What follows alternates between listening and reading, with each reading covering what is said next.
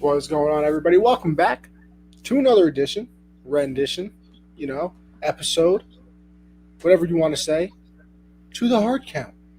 Breaking everything down over there in the football world. What's going on to my brother over there, CJ? How we doing today on this Tuesday night? I see your Knicks playing right now. Having Fournier going off. I know it's the football show, but I know you got to be happy about it. Yeah, I mean, they're one of the worst third quarter teams in the league, so not really too happy. And they just gave up a lead, you know what I'm saying? It was up 20 something. Now it's 3 point lead, 3 point game. So, that's the next for you, man. You know what, CJ? I think it's going to be all right. I'm feeling a dub this game. Feeling a dub for you. Yeah, we'll see, bro. It's been pretty tough out here in the garden. All right. So before we get into it, I guess we should tell the people that we are over. Listen, I know you like to watch us on. Hold on. Let's see if I can. Hold on. I'm trying to see if I can do this right now. If I can share it with the people, not on here, but obviously you watch us over here on the stream. Where you can see us at the YouTube, Twitter, anything like that. Make sure you swap on over to the YouTube or the Twitch or the Facebook because we can't see your comments unless we can't see your comments from the Twitter anymore. So we need you over there so we can interact with the people, have some fun, and not only that, but we are now trying out Colorcast as well. So make sure you go over there, check it out. Right now, it's only for the Apple users out there. Which, listen, by the way, you should have it anyway. Okay. I'm sick and tired of green messages. I'm just saying. But go over there, check out Colorcast. If you go to the bottom of the talk page, you just go to Open Talk. You can find me and CJ over there on the Colorcast as well. So make sure you go and check that out. Fun new app that we're trying out over here. You can watch, not technically watch, but you get like the full stats of the games going on, things like that, during game dates. So it's pretty fun. We are trying out Colorcast. We obviously got everybody over on YouTube, Twitch, Twitter, everything of that nature. So make sure you check us out. But CJ, with that being said, you ready to hop on into it as we always do? Yeah, let's do it, bro. Let's start it up. Yes, sir. And we started where we usually do. The Monday night games. I always want to say Sunday, but yeah, you always say Sunday. Listen, CJ, one of these days I'll get it right. So I've only been doing these podcasts for like a year now. It's English one of these days. But we start off with the Monday. See, there you go. Monday night game. We got the Bucks playing against the Giants. 30-20-10 victory for the Bucks. They avoid a 3-game losing streak, which I believe Tom Brady's only had one 3-game losing streak in his entire career. It was back in like 2002 or something crazy like that. So they avoid that. They bounce back and get the dub against the Giants. And, I don't put that much stock into it. I guess, some people started getting a little bit worried about the Bucks and everything that they were doing over there. But, hey, they bounce back. They get the win over a team that they absolutely should have. And, the big thing that comes out of this is Mr. Jason Garrett, Mr. Sir Claps a Lot, has been fired. He is no longer the offensive coordinator for the Giants. Obviously, Joe Judge is still there, the head coach. And they're actually going to move Freddie Kitchens, who some of you may remember as the Browns head coach for, one season, I believe, over to the offensive coordinator role, basically. I guess he wasn't officially named it, but he's going to end up calling the plays. He's done it before, so he's going to do it again for the Giants. And what was his role before getting this new one? What was he? What kind of coach was he? I want to say he was a positions coach. I don't know what position it was, but I feel like he was a positions coach. Don't quote me on it, but I do believe. All right. So Freddie Kitchens is going to take over, and I guess they're trying to mix it up a little bit. The offense hasn't been very good throughout the year so far, so they're trying to mix it up over there. But I don't look too much into it, honestly. But it's something that they're going to try, and I guess I know listening to just the New York radio as we get to do over here being in New York, CJ. I guess the thought process around the Giants is that Freddie Kitchens kind of made Baker Mayfield look good, and if Freddie Kitchens can't if Daniel Jones and that offense can at least get to like the mid Baker Mayfield tier, then they're just going to move on. Because if you can't be at least be Baker Mayfield in the league, then you're probably not going to be in the league. So this is kind of an important little stretch for Daniel Jones. This might determine if he has a starting job. Um, it's going to get a little interesting. But what do you take from this game? You know, are the Bucks fixed? Or or what's good with the Giants? Everything. What do you got? It's a nice test for Tampa Bay just to get out, and that little 2 game losing streak that they had. The Giants, like you said, they're not really a good team. Even though they have talent, they have a bunch of guys that their name, but collectively, just hasn't been able to work. Letting go of Jason Garrett, as soon as they picked him up, I knew it was going to be set up for failure. We saw his history in Dallas. Ultimately, gave up his play calling ability to Kellen Moore before his time ended in Dallas. So, not a lot of creativity in his schemes and his play calling. So I kind of saw that happening in New York as well. And and here we are now. Freddie Kitchens is kind of the same thing. I mean, he had that little spurt before he got the head coaching job, and Baker did solid. There was a little bit of creativity in what they were doing, but when it comes down to what he was as a head coach, and I believe he was still calling the offensive plays, it was definitely a nightmare. So it's really tough. It's really tough to evaluate Daniel Jones. Yeah, I mean, he isn't really playing great football right now. I don't feel like he's had great coaches in terms of an offensive standpoint around him. Um, that's a Gettleman thing. Obviously, he hires these guys. Joe Judge. A lot of people still have. A lot of people are a fan of his. They still think highly of him as a head coach. But at the end of the day, you have to win football games, and that's not what they're doing right now. They're 3-8. It looks ugly. I'm not sure what they're going to do. I know for sure this is Gettleman's last year, 100%. Oh, it has to be. Daniel Jones, I'm not. It might be his last year as well. You bring in a new GM, not entitled to keep Daniel Jones, not entitled to keep Joe Judge either. He's not tied to any all three of those. He's not tied to the quarterback or the head coach. And once they bring a new guy in, so we could completely see an overhaul for this franchise. I think that's what's best. Saquon's future probably could be up in the air as well. Who knows? Does he want to go through another rebuild again? Even though, yeah, if you want to go through another rebuild again, he might try to explore his options. They might try to get some compensation out of him. So it's definitely, it's just a wake up call, and that's what happens when you play these games. You figure out where your team is at and what you could do down the road. And I think that's what New York is seeing right now. And then for Tampa Bay, it's nice to get back in the win column. We're starting to see the NFC South kind of fall a little bit. I know the Panthers played a close game against the Washington football team, but definitely the Saints, they're just depleted. They don't have Kamara, they don't have Michael Thomas. They got their third string quarterback out there, and the defense is great, but you got to be able to score points in this league. And then you look at the Falcons. You saw what New England did to them. You saw what Dallas did to them the week before. So it's definitely a tough road in that division. So all they got to do is just continue to, they're going to win their division. That's a given. Now it's going to come down to them playing defense. The defense played great last night. They really got to Daniel Jones, created a lot of pressure, 2 interceptions. They did a great job. Gronk coming back, I think that changes the entire offense. We talked about this the last few weeks. That's obviously Tom Brady's favorite target. The amount of history that they've had in terms of knowing each other, running routes, being at the right spots at the right time. This is so much experience that those guys have. Yes, even though Evans and Godwin are great wide receivers, they've only been with Brady for a year and a half, a year and almost 2 years. So Brady and Gronk have been around for a decade. So it's just different when you have a guy like Gronk in there. It just changes the whole dynamic of the team. And once they get AB back, I think he'll do the same thing. So it's good to see the Bucks get back on track. They cleaned up some penalties. They're really just beating themselves with penalties, stopping drives.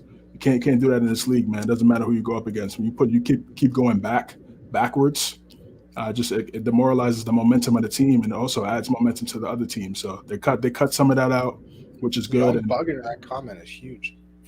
Good, yeah, that is kind of thank goodness for Garrett. Yeah, Garrett. Yeah, it's time for Garrett. But yeah, Tampa Bay back in the win column. I think it's important if they want to try to get the right seeding going into the playoffs.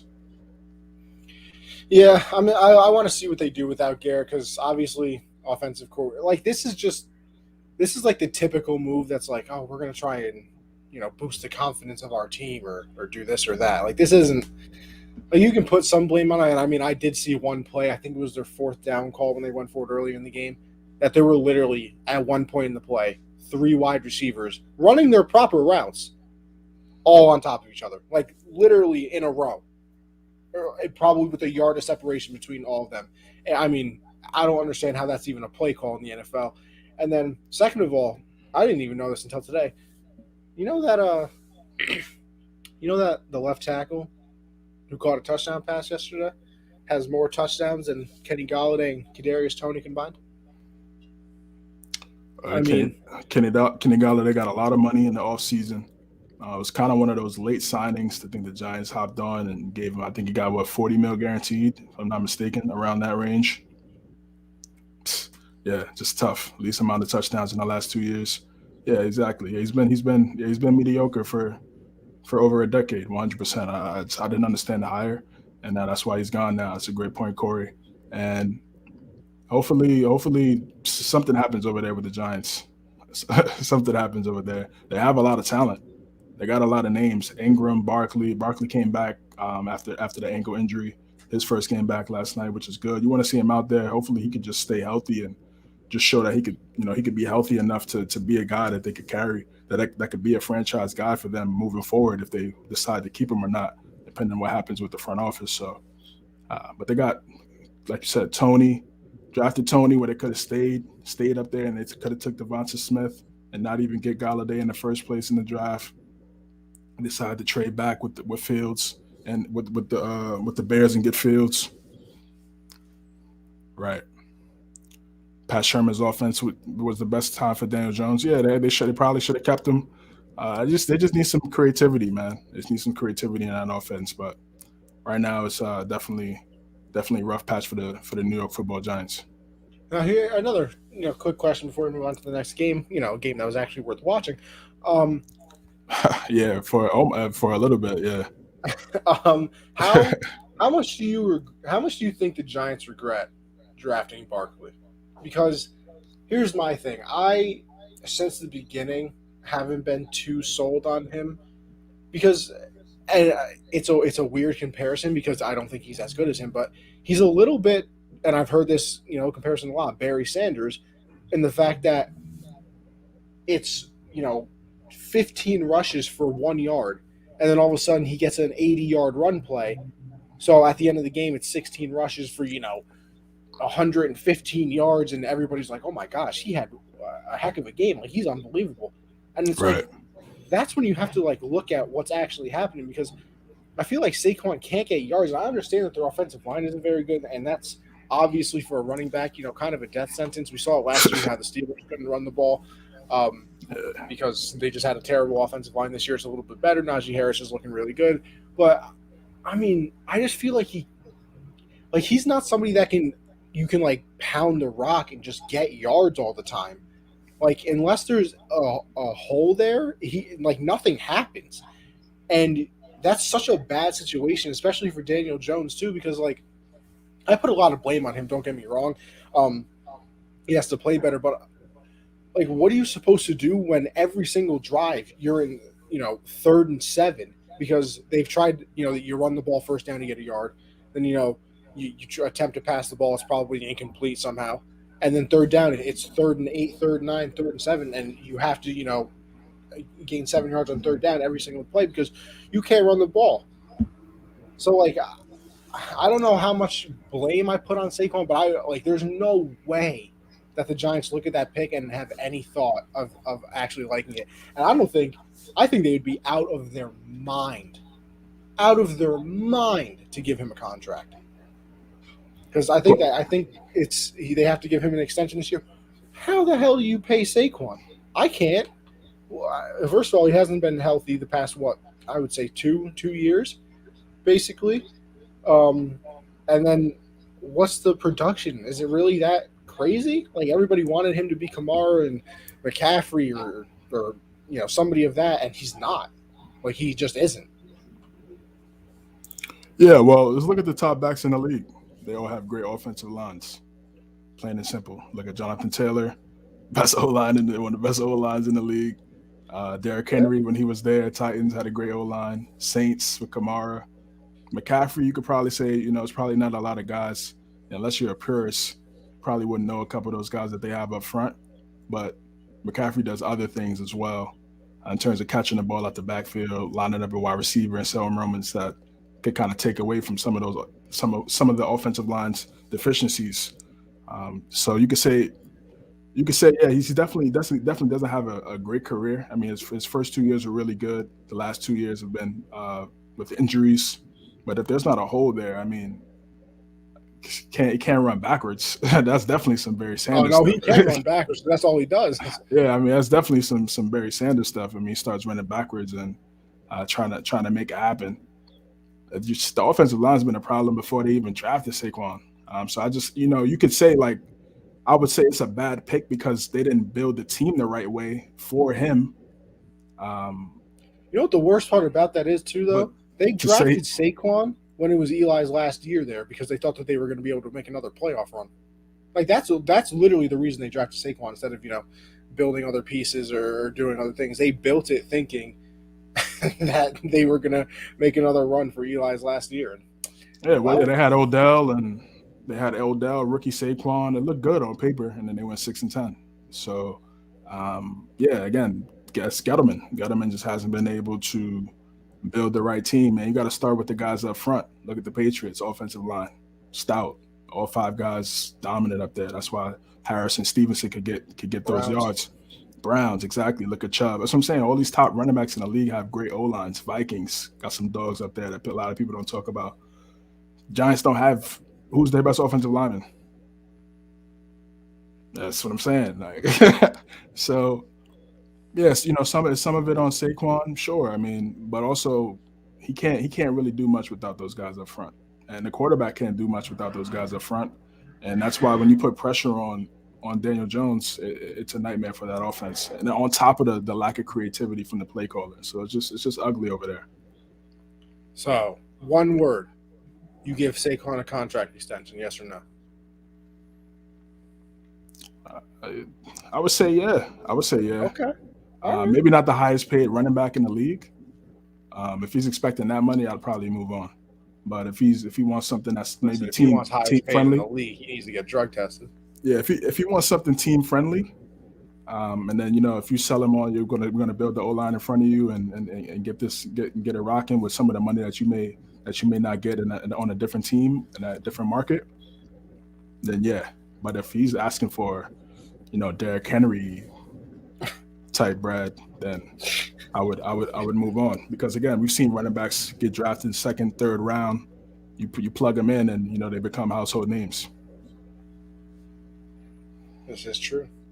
This is very true. Well, we move on. We move on to the Chargers and the Steelers. One of the you could say games of the year. It looked looked like it was getting a little bit out of control for a while. I believe. Let's see here. Let's do some quick maths. That's 17-10 at halftime. Then 27-10 in the third quarter, and then the fourth quarter came around, and Pittsburgh casually scored 27. They scored 27 points in the fourth quarter.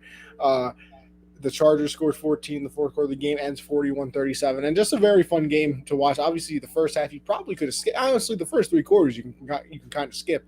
I remember I was watching the game, doing some schoolwork, because, well, I procrastinate everything I do and finish my paper at 3:30 in the morning instead of a normal person doing it, throughout the week.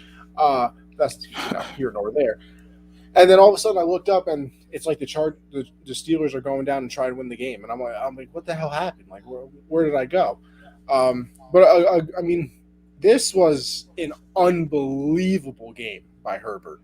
Like, Herbert played his ass off in this one. 30-41, 382, 3 touchdowns, an interception. And then, this man's athletic out here. We don't give that enough love. Casually out here, 9 carries for 90 yards. Look at you, Justin Herbert, using those legs. Pretty boy can run, too. And then Ben Roethlisberger on the other side, 28 of 44, 273, 3 touchdowns.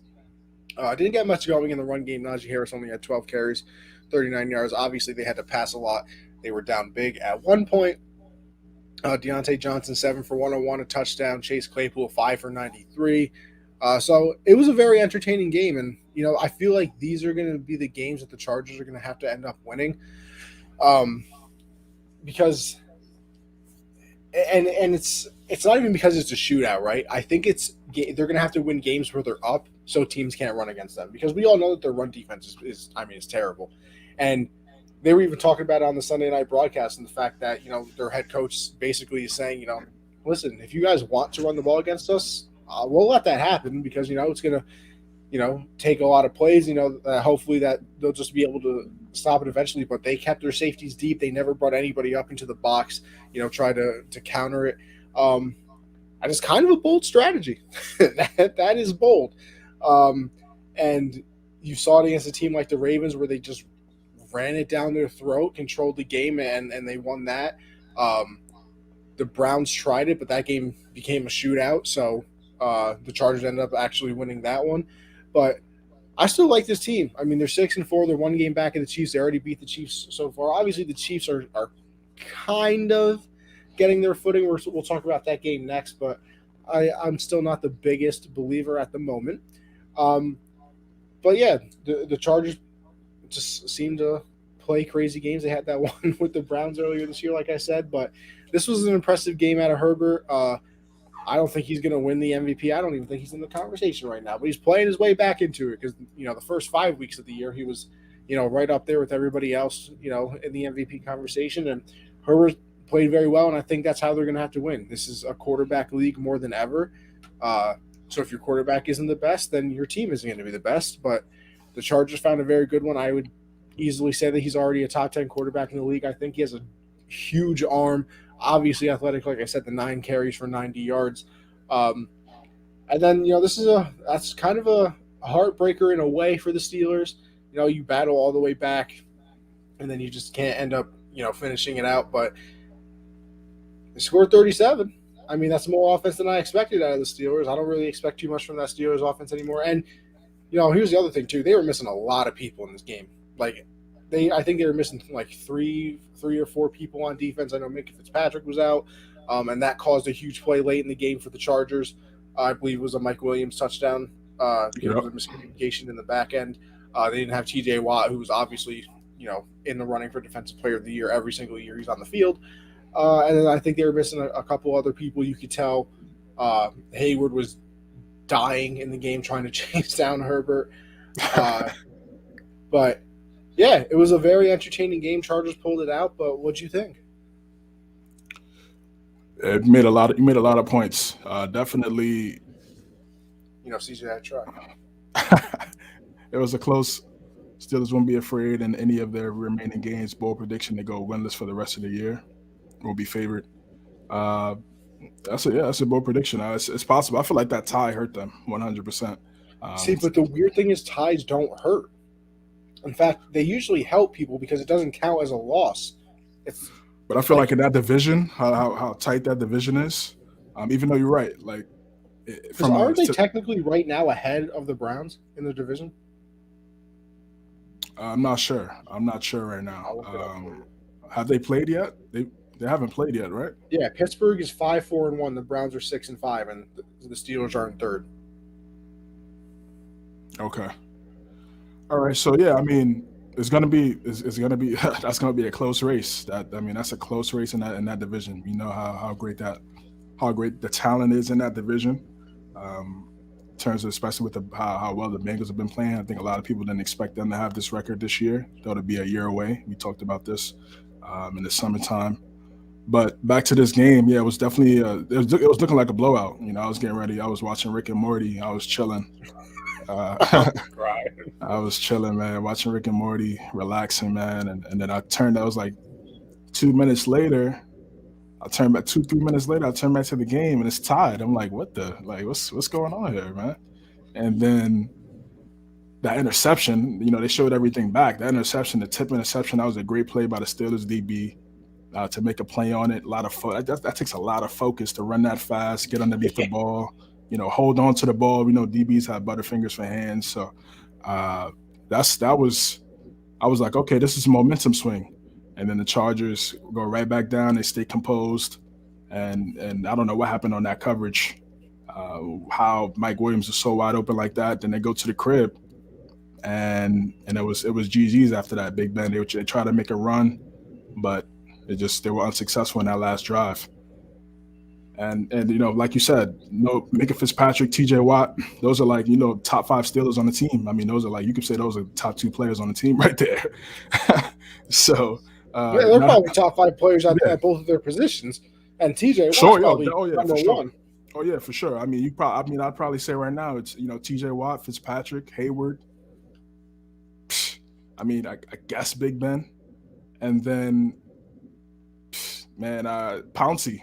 Those are probably the top 5 players on the team right there. I might have to put Najee in there. You could throw Najee in there. You could definitely throw Najee in there as well for the year he's having.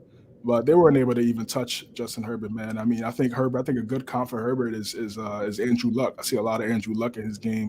His ability to move out the pocket, be a little bit more young Andrew Luck before he got blasted every game. Thanks to Ryan Grigson and the GM. Yeah, he should still be in prison. Facts. That's right there. Yeah, man.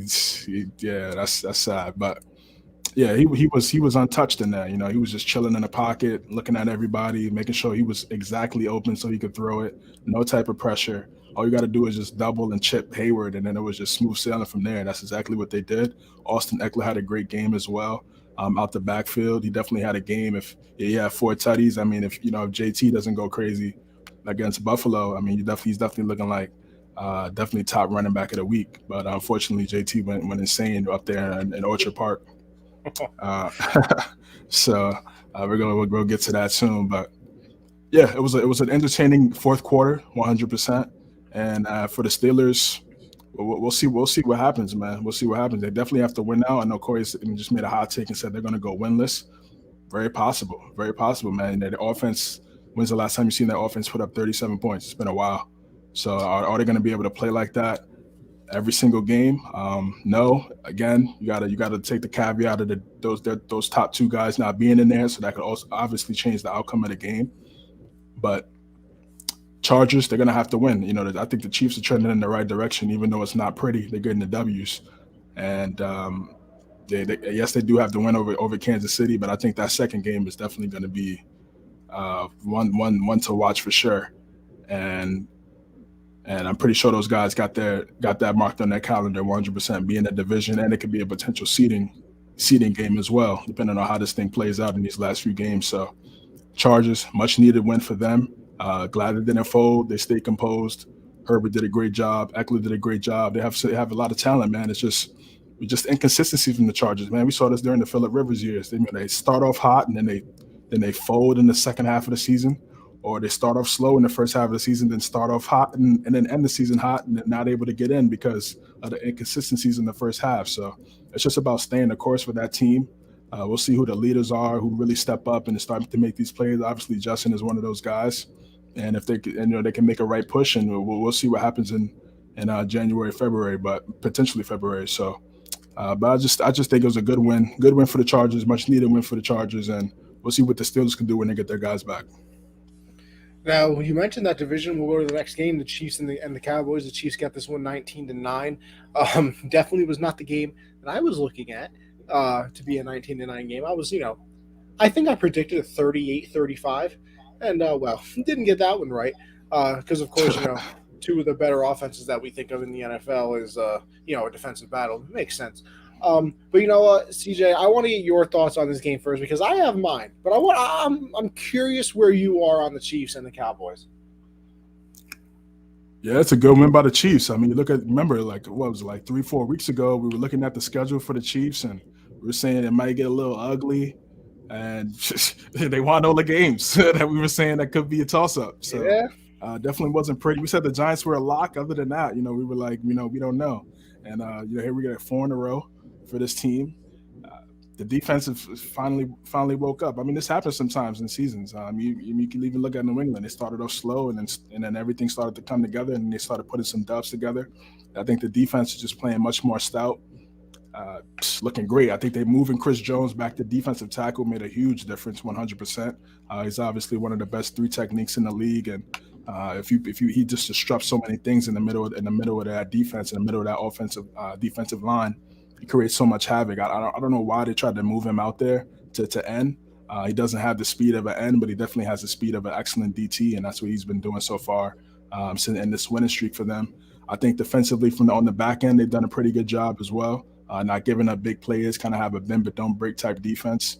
If push, and that was kind of what they were doing the last 2 years when they went to the bowl twice and ultimately won one. But there wasn't it wasn't the Legion of Boom, but it was a bend but don't break defense. They stopped people from scoring, getting in the end zone, held people to 3, and then they know they got 15 on the sideline ready to throw bombs. But I think now defensively, when defenses are scheming up against Patrick in this offense, it's gonna be too high. It's gonna be too high. They're gonna have to play 2 high safeties, bro, because you can't have 1 high with Tyreek out there. It's impossible. It's impossible. And McCall Hardman, he's also a threat as well if he can get out in the open.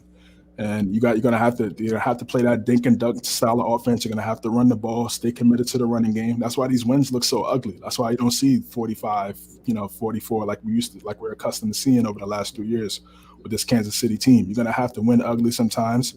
I think that's exactly what they did. Dallas losing CeeDee Lamb was a big loss. I think Dallas's defense was really the biggest thing. I think throughout this game. Yeah, of course. Yeah, they definitely kept them in the game. If the defense didn't bring their A game, it could have got really ugly for sure.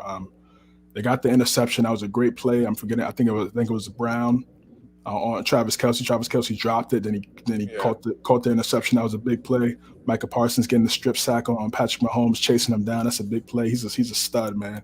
They definitely got a guy. They definitely got a guy with him for sure, bro. For a guy for the future in terms of being a disruptive pass rusher, could do a multitude of things on that defense. And for offensively, Zeke really didn't have it going. He kind of had that ankle injury in the beginning of the game, kind of got rolled up on, and he was kind of limping throughout the game. Really didn't have that type of burst. Again, Pollard, like I said, he's a good change of pace back, but he's not a bell cow. He's not a guy that could get 20 to 25 touches and get you $150 and win the game for you. That's not his style. That's Zeke's style, and I think he was shaking up a little bit again. But that D line did an excellent job, really setting the tone. Kansas City's defensive line did a great job of setting the tone, stopping Dallas. And then they really didn't have their receivers out there. Amari Cooper was out with COVID. Then CeeDee Lamb got hurt with the concussion, and then from there you just kind of saw, it was gonna be tough. Yeah, Dak was just under duress the whole time. I mean, anytime he tried to climb up the pocket and make something happen in the pocket, it was some type of red body around him. And he's obviously not going to run like he ran in years prior because of what happened. So you keep him in the pocket and make him mess up his timing a little bit, have his feet a little choppy, and you could have yourself a game. Some of those balls start sailing and things like that. And that's all you want from your defense. You got to give a lot of credit to Steve Spagnuolo and the Kansas City defense for how they really come along over these last few weeks, and this ultimately lead to dubs. So great win for the Chiefs, most important win, and they're right there. And on top of the teams. Look at all the teams that we thought that was the best team in the AFC. They all took L's last week. So Kansas City's right there, New England's right there, and we're gonna see what happens, man. We're gonna see what happens. Yes, sir. Let's see what happens. All right. So here's my thing. CJ, I'm on the opposite side of you. I understand everything you said. I get it. But I'm just not impressed. I'm just still not impressed with. All right. So here's the thing. Last week the Chiefs go crazy against the Raiders, and I don't know why any of us were surprised, including myself. We're out here, and then now everybody's back. Oh, the Chiefs are back. Blah blah blah. And then you take a week to think about it, and you're like, oh, well, damn. They got the whole Ruggs situation. They lost their coach, not an interim coach. They're losing, their first round draft pick because he's an idiot posting on social media. They're going through all this. So yeah, they got blown out. I mean, it's finally starting to catch up to the Raiders. They got blown out. The week before that is I believe is when they struggled to beat the Giants in their own stadium, uh, which should just never happen. As we just saw the Bucks take care of them. Yeah, I mean the Giants were on the road, but whatever. Um, but like it's just not the same. Like I'm just not impressed with the Chiefs yet. Like I am very surprised that their defense has gotten better over the course of the year. Because like we were saying at the beginning of the year, I mean they weren't bad. Like they were statistically awful. Like bad would have been a compliment to them. They were statistically going to be the worst defense in NFL history ever. And they've gotten better, but like even in this game, Mahomes is 23-37, 260, doesn't throw a touchdown, interception. Clyde is 12 for 63, had the one touchdown, and then Hill is 9 for 77. Kelsey's 5 for 74. But like, where's the Chiefs' offense? Like, what happened to them? I mean, I know I was somebody who kept saying, they have to stop, taking all the deep shots and blah blah. But like, even with that, it's just not the Chiefs' offense that we have ever seen before. Like, there's still something wrong. They're not all the way there. I mean, you could hear people saying it during the game, like it's just not there yet. And this was the weird game where their defense is the reason they won because, like you said, they were kind of all over the Cowboys. And then even, you go over to the Cowboys side of it, and I understand that Dak is under duress, but his under duress is different to me because he can actually move. If Brady's under duress, the game is over because the man is literally a sloth. But, Dak can at least move, escape the pocket, everything like that. And you want to talk about an awful game. 28-43, 216, 2 interceptions, also fumbled the ball twice, lost one of them. Like, and this is the game, right? Everybody's saying, oh, the Cowboys are this and the Cowboys are that. This was your game to go in there and try and prove something. And I know they lost CD Lamb, but the reason they lost CD is because of a terrible play by Dak. He throws the ball into the end zone where there's no reason to do it. They still have 2 timeouts, I believe, in that situation. He's going for broke. The ball ends up getting intercepted. CD trying to play defender, trying to knock the ball away, smacks his head on the ground, and he's out for the game with a concussion. Like, he obviously didn't, walk up to CD and punch him in the face and concuss him, but he caused a concussion. Like, if that play doesn't happen, nothing happens to CD. And even before that, they were locking CD up because they were double teaming him. So, and that's one other thing. If you're double teaming somebody's got to be on one-on-one coverage. And the only thing we ever talk about with the Cowboys is how deep they are. Oh, they got Michael Gallup, and they got who's that other dude? Cedric Wilson. Yes, they were making some plays. The tight ends really were unproductive as well. Schultz, he really didn't have a great game. He was dropping some passes. Cedric Wilson was dropping some passes as well. Gallup, I mean, again, this is a second game back from the calf injury, so he played okay, but he's a third guy. He's not a guy that you expect to go get 8 receptions, a buck, and a couple tuds. Like that's not who he is. So I guess I think both defenses. Do you remember when CD went out? It was right before half, right? I think it was right before halftime, and it was a close game. So up to that point, he had 3 catches for 14 yards. So like, it wasn't even. It's not like he was going crazy, and then all of a sudden they lost him, and that just derailed the whole offense. He wasn't doing anything before. Right, and, but no, it's still a big loss because now it's like you got a game plan different, and not having them in there, and then like you said, the Chiefs defense. Oh, CD's out. Okay, well, all we got to do is just stop Zeke, and we know those other guys out there are not Amari or CD. So all just stop. Don't get any penalties on DPI or holding. Hold it down, and then let's just win this ball game. That's it. Just win the ball game, and that's what they did. Like I said, the Cowboys defense did an excellent job. Like you said, Patrick Mahomes didn't play great. They didn't. They're not. This is not going to be the team that we're accustomed to seeing. I think a lot of people thought defenses get better every year, man. They're just not going to let these teams come out and drop 30. They're not going to let the Chiefs just come out and drop 30, 35 every single year. Average 30. It's not going to happen. The last 3 years they did. Yeah. And it was it definitely. But seeing what Tampa Bay did, It definitely put some momentum in these defensive coordinators and also these defensive players too. Like they could be beat and make them play a different way. And so right now they're winning in a different way. It's not pretty, but like you said, with the defense coming together as well, and Patrick, just not making mistakes, even though he had a couple turnovers on Sunday. But if he just plays a clean game, like a game manager type, then you can win the game. And then if push come to shove, if some of those things start to open up, the defenses start to bite, then you could go over the top, hit Tyreek. But the way that team is built, it's not really built to be that type of check down type team. So they have to learn how to adapt and adjust. And I think it could make them a better team because now if they're able to win this way, then what are you going to do once they start seeing that single high again? Then it's a wrap. So it could make them a better team. I think in the draft they got to go get a running back. They got to go get a running back that could get yards that could get yards. A big back. They need to go get a back, commit to the run a little bit, work off the play action. You work off the play action, then that bring that safety down. Then you can start to work. I think I was just expecting more. I think it might be the disappointment speaking in me. I think it also might be that. Don't get me wrong. But, I wanted a nice 38-35 game to cap off my 4 o'clock games on Sunday, CJ.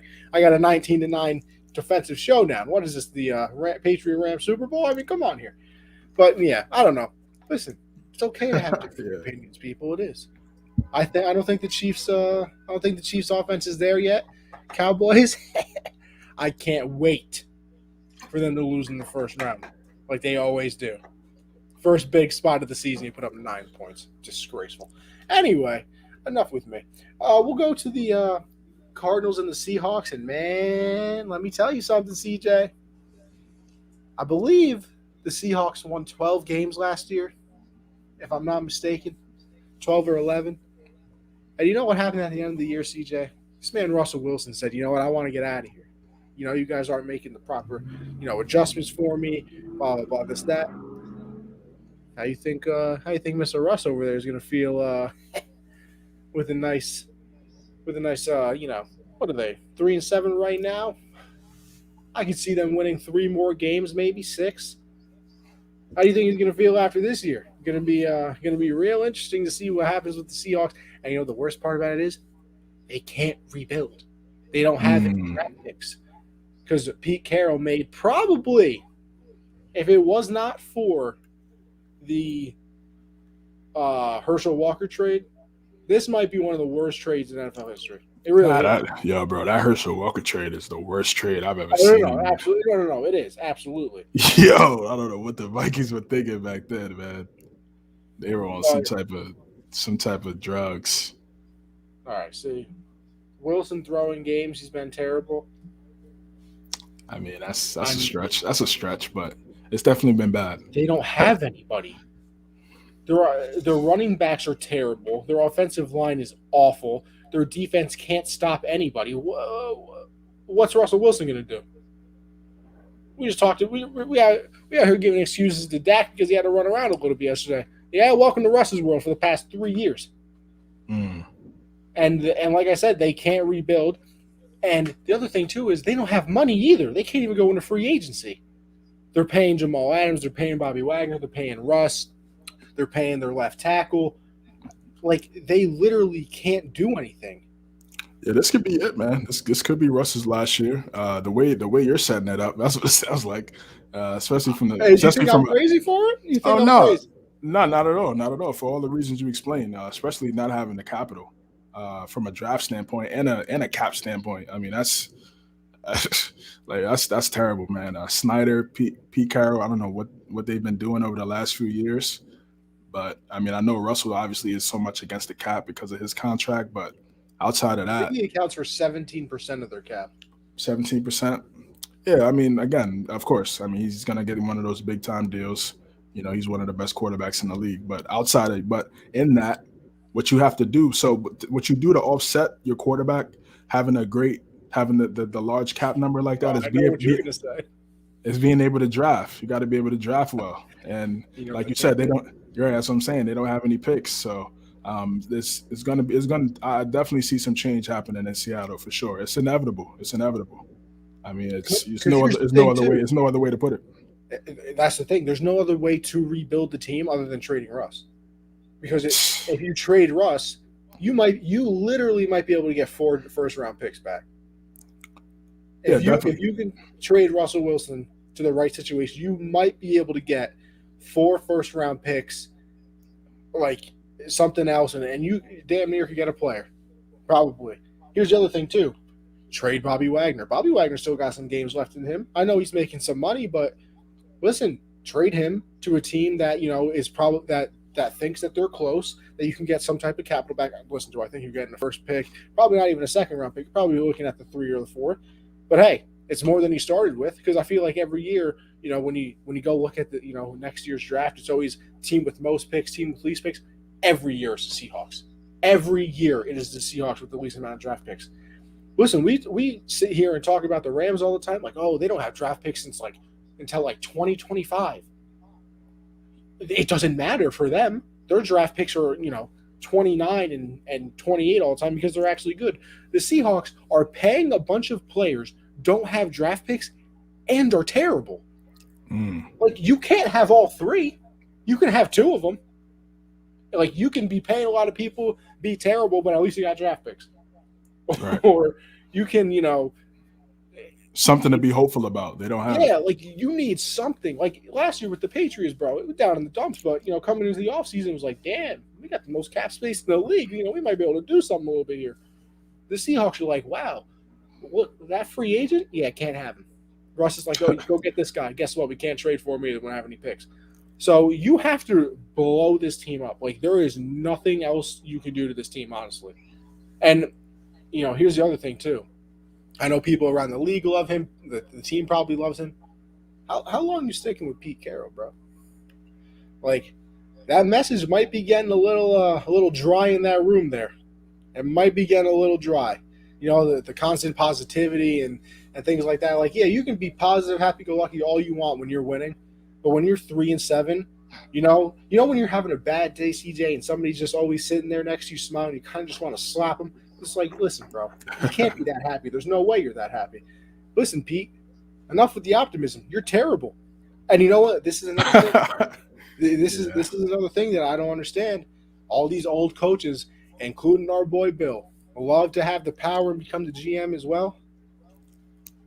Look what happened when you became the GM. Nothing. Yeah, Bill earned that though. That's the thing. Like, and here's the other thing. Guess what? The last 2 draft classes has literally been reported that Bill Belichick stepped back, said, all right, I'm going to listen to the scouts a little bit more since I can't draft. And what happened? We got Duggar playing good. We got Ramondre Stevenson looking nice. Max looking nice. All these draft picks all of a sudden are starting to become good. Barmore, and Bill Barmore. And Bill stepped away and started listening to the scouts more. Pete, you might want to take a word. I'm just saying. And then, I'll hop over to the Cardinals real quick. Impressive out of them. No Kyler Murray again. I don't think Hopkins played in this one either. Colt McCoy went 2-1 in his 3 starts, in place of Kyler Murray. 2 division wins, too. Exactly. That is all you can ask for. He kept them more than afloat. He kept them on the winning side of 500. And good for Colt McCoy. He's obviously, a nice backup to have on any team, as you can clearly tell. And I think the Cardinals are probably going to win this division now because, listen, if you go 0-3 in these games, that kills you, basically. But 2-1, you still bro, what are you talking about? Bill was always listening to scouts. That's blasphemy. It's literally reported. Yeah. Or maybe they just got better scouts. I mean, remember Nick Carousel? I forgot his last name. That's the GM of the Texans now. He was there. He was doing a lot of that. He had a lot of drafting power in New England. We let go of him, and I think the draft's been going pretty well. So maybe he was the guy. I don't know. Definitely, Bill. Obviously, got to kill Harry instead of everybody else. Something had to change. You know what I mean? Yeah, definitely. No, 100%, bro. 100%. It's not as bad as some of these other teams, but I mean, listen. We'll get to the Pats, but I'll just say Seahawks. Like you said, everything you said was on the money, man. Just about their future, it's looking bad. I might be having one of my best shows, according to you so far. Nah, bro, you always got good points. But I was just saying, you just really hit on all cylinders about this team because, um, and then also you got the Cardinals, like you said, the Cardinals. I mean, they're 9-2, man. It's like one of the most underrated 9-2 Ever. because it's ever for sure. It's not pretty, but the defense, Chandler Jones is back, making some big time plays. Isaiah Simmons really starting to come along, a top guy that they drafted a couple years ago out of Clemson. So, and then again, and then my last point about the Seahawks, when they were at their peak, remember their best players. Sherman have over 50 mil in cap space. Okay, well, I mean, if they're the thing, so then the question is, who What do who you do wants, with it? yeah, who wants to go to Seattle and play with Russ? That's the thing. If they want to come to Seattle, if they're able to, they have to get some defensive players and build that O line. So if they're able to set themselves up like that way, then they're gonna have to build. But like I said, when they were at their peak, they 2013, 2014, Richard Sherman was a Richard Sherman was a fifth round pick.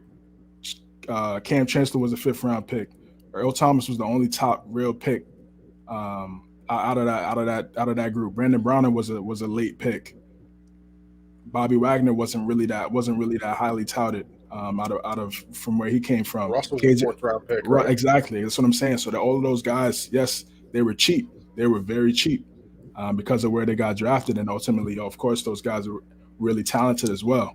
We haven't really seen that play out again for Seattle. It's just been Russ and yeah, DK, Tyler Lockett, but we haven't really seen any other guys come in there and really make splashes, especially on defense for that team that changed the game like we saw in 2013 and 2014. So we'll see what happens with the Seahawks, man. We'll see if Russ is willing to stay that long. Maybe he looks at it like, I was out, I wasn't healthy for a couple games. Maybe I want to try this one more year, and then if not, then it's a wrap. Or he might want to say it's clip in 2022. It's very possible. But also got to look at, again, just give a lot of credit to Arizona and what they're doing right now. And then Kyler gets back, Diop gets back. It could be very scary. I think a lot of people underrated them. Yeah, I'm. Listen, I had the Cardinals last in the division, and it was not because I thought they were going to be bad. It's because I thought that this division was going to be so good. Obviously, the Rams have been what we've expected, but Seahawks bad, 49ers starting to win a little bit now, but I still can't believe the Cardinals are 9-2. Like unbelievable. Cliff Kingsbury, I know we talked about it last week. My coach of the year. Yeah, yeah, it's looking. I mean, it's looking that way. Obviously, Vrabel still, just because they don't have their best player, but Kingsbury. He was on the hot seat too. People were talking about he could be potentially on the hot seat if they had a disappointing season in Arizona. And right Now he's probably on the contract extension. yeah, 100%, definitely on that contract extension is definitely in the works. He's doing an excellent job. Got to give him a lot of credit. I know he caught a lot of flack when he got the job because he didn't have any experience. Kyler overrated? No, I don't think so. I don't think so. I think he's an excellent dual threat quarterback. I could do a multitude of things. I just think Colt McCoy is a really good backup, and that's what you need sometimes. When your quarterback goes down, like I said, the second best player on a football team is the backup quarterback. I don't think this offense looks much different with Colt McCoy. I don't think Colt McCoy is leading you to a championship. That's the thing, and then also See, I feel like how much is that? We fall in love with the backup. Yeah, we fall. Yeah. We do. We fall in love with we do fall in love with the backup sometimes. I just feel like I don't think Colt McCoy is not. Colt McCoy is not leading you to a championship, man. He's winning some games. That's good. He's doing his job. I think the team around him is playing well, but also James Conner as well, big time. Ooh, we talk about a career resurrection. Yeah, definitely. You want to talk about getting it back? I mean, they got him on a 1-year deal. Steelers let him go, and he's playing phenomenal right now. I think him more than anything is one of the main reasons why the Cardinals have been able to stay afloat during the times where Kyler and D-Hop have been out, especially on offense. So I got to give him a lot of credit as well. All right, we got the Bengals. I think we fall in love with the backup. Mike White started one game. We were ready to crown him as the king of New York. Got Colt McCoy winning a couple of games. we've seen him as a starter. It doesn't work. Who else? I mean, we always care for the backup. We always think that that's going to be the next story. That's everybody's going to be the next Tom Brady, and then you see them for more than 3 games, and you're like, okay, bro. go hold that clipboard again, there, brother. Did you? I'll talk about that when we get to the Pats. I did not see this issue with Kyler given the option to play, and he said no. I didn't see that. I mean, listen. If I'm not really 100%, the team already has a great record. I want to wait. I want to wait till I'm 100% and be out there for my team. See, you kind of look at the Baker situation and kind of say the same thing a little bit. But they're not 8-2, 7-2. They're kind of in the mix and trying to get into the dance. So it's a little bit different. And here's my thing too. It's they're 9-2 right now. They're playing the Seahawks. We obviously know they're not a very good team this year, and their bye is this week now. So. That's perfect, right? So you're giving Kyler 4 weeks off now. I mean, Obviously he missed the first 2, and then I guess he said he wasn't up for this game. But now you're giving him 4 weeks. You know that when he comes back, it's probably going to be 100% healthy. So, I mean, I think we love the Iron Man thing because of what we remember from the old days when he went out there and played no matter what. But like you said, you look at the Brown situation, maybe Baker shouldn't be playing. Probably hurting the team. Like, sometimes if you're not 100%, you as much as you don't want to admit it, you are hurting your team. So, I guess nobody really knows their body better than the actual person that's in it. So, maybe if Kyler says he can't go, he can't go. But, CJ, you go ahead there. Yeah, great point. We look at the Bengals and the Raiders. Man, Joe Mixon, man, Corey. I don't know if you're still here or not, but definitely been high on Mixon for the longest, man. He had an exceptional game.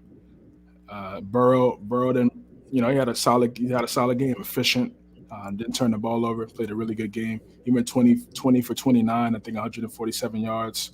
But when Mac does that, he's you know what I'm saying. But anyways, yeah, right, exactly. Got no arm, can't play in the league, right? And doesn't even have anything close to what Burrow has on the outside for those weapons. Yeah, Mixon is a beast, man. That's their identity to me. Running that football, Mixon has it going. That team is completely dangerous. That's what Zach Taylor wants to do. He wants to run the football, be physical. In that division, that's what you have to do. You have to be physical, run the football. You can't be a finesse team in that division. So, Raiders, they're just trending in the wrong direction right now. Waller, had a really good game. Struggled a little bit in the last few weeks, but he definitely stepped up and had a solid game. But I just think right now, I think the life of this team is really done, man. It's really they're just trending in the wrong direction. They started so well. They were really competitive in a lot of the games, even after they lost. But now it's starting to get ugly. It's starting to get ugly, man. And it's just time for a complete overhaul. I think Mayock has to go at GM. They need a new head coach. And yeah, it's time, man. It's time, man. You're in Vegas, and if you have a really good team, the team, they're going to show up. And of course, Raider fans are extremely loyal. But they gotta change things up a little bit over there. Yeah, they do, and I'm trying to look it up right now because I can't remember what it exactly was. But all right, so after they released Damon Arnett or whatever his name is, Henry Ruggs not on that team anymore. Damon Arnett not on the team. I don't think Lynn Bowden Jr. is. Byron Edwards not doing anything. Tanner Muse. Nope. John Simpson, nope. Amik Robertson, nope. Like that was one of their draft classes. I mean, Colin Farrell hasn't really lived up to the draft pick either. Clinton Farrell, a guy that they drafted a couple years ago, really hasn't played well. Here we go. Henry Ruggs released, Arnett benched, and now released. Bowden was traded, never played a snap. Byron Edwards is a starting wide receiver. Okay. Tanner Muse was cut, 0 snaps. Amik Robertson benched, and John Simpson's a backup. That was their 2020 draft class. That's what I'm saying. That's Mike Mayock right there, bro. And now here's the other thing. Everybody and their mother thinks that Leatherwood is not very good. Yeah, he was definitely a guy. Even when we had Sam and Caleb on, a lot they had questions about Vegas taking out Leatherwood at 17, where there were definitely some better options there. They could have got him later in the later rounds. So that's what I'm saying. You got Mike Mayock. He was great during the NFL draft on NFL Network. In terms of it's like I said, it's one thing to cover these guys, and you don't have to worry about any precaution or negative. Oh, the worst thing people will say is, oh, you don't know. Worst thing people say, oh, wow, you don't know what you're talking about. You said this guy was going to be a star, he ended up being a bust. But when you're actually becoming a GM now, and you're really in the field making those decisions, scouting, building a scouting team, things like that, trying to find the right guy, the pressure is completely different, completely different. So I mean, yeah, push come to shove. I mean, my Mark Davis is probably going to let him go too and just start over again. You have to start all over again, man. You have to, man. And I mean, I could go right back to NFL Network. I thought he was pretty good. He was pretty good Yeah. on NFL Network. So he's definitely gonna have a job either way. But I just think for Vegas, nah. Yeah, and I mean that's the thing. Like, I think it's all just finally caught up to him. Like even the week after John Gruden got fired and everything like that, I think they went out and won. But I mean, after a while, things just start getting too much. I mean, you got Gruden, like I said, you got Ruggs. We already went over that. Arnett, we went over that. Like after a while, it's like, damn, can we catch the break now? Like we got all this happened to us. Can we finally catch a break? And guess what? They haven't. I mean, even Carr in this game, 1927, 215 yards, a touchdown, interception. And then their running game can't do anything either. Jacobs was 9 of 37. Kenyon Drake was 5 for 23. So they didn't really get a chance to run the ball because they couldn't. Like you said, Darren Waller obviously had a great game, 7 for 116. But then after that, it's Hunter Renfrow, 4 for 30. Josh Jacobs, 5 for 24. Like, they don't have playmakers. Like, Hunter Renfrow should not be your best option other than Darren Waller. Like, having your tight end as your number one option, that's not a problem. We saw with, Gronk over all those years. We see it with Kelsey, probably the number one option. We see it with I'm trying to think, Kittle. We see actually then again, Right. Debo Samuel this year. Let me tell you something. Debo Yeah. Samuel became a grown man. Let me tell you. Yeah, Debo's built different. Hence the But nickname. he built different. I love it. But it's finally just kind of catching up to the Raiders, and it's just not looking good. And then like you said, with the Bengals, Joe Mixon had a huge game in this one. Obviously, 20 or 30 carries. I mean, that's bell cow work right there. 123, 2 touchdowns.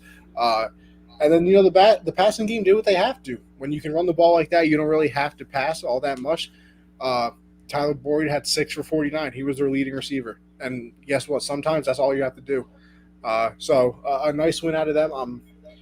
This division is very fun. Like, this division is a very fun thing to watch. I like Byron Edwards, but he doesn't get targeted enough for me. I've seen this in the past with outside wide receivers with the car. The O line is a problem. I mean, yeah, the O line has to be rebuilt.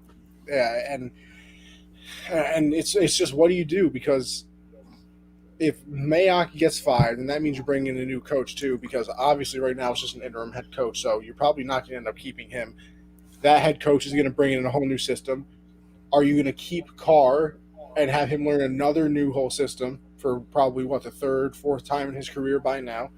Or are you going to move off Carr as well? Because who was the first? Jack Del Rio, right? It was Jack Del Rio. Jack Del Rio. Then Gruden. Did it go straight to Gruden? I believe so. Yeah. So he'll be on his third head coach. I mean, this is a new head coach right now, but I'm sure they're keeping different staff. The whole same thing. So it doesn't matter. It's going to be a whole different staff. And you can't let Mayock do another draft. It's the same thing with the Giants. Like, if you let Gettleman do another draft in the Giants, you're out of your goddamn mind. If you let Mayock do another draft, I don't know what to tell you. At some point, you deserve what's coming to you. I'm sorry.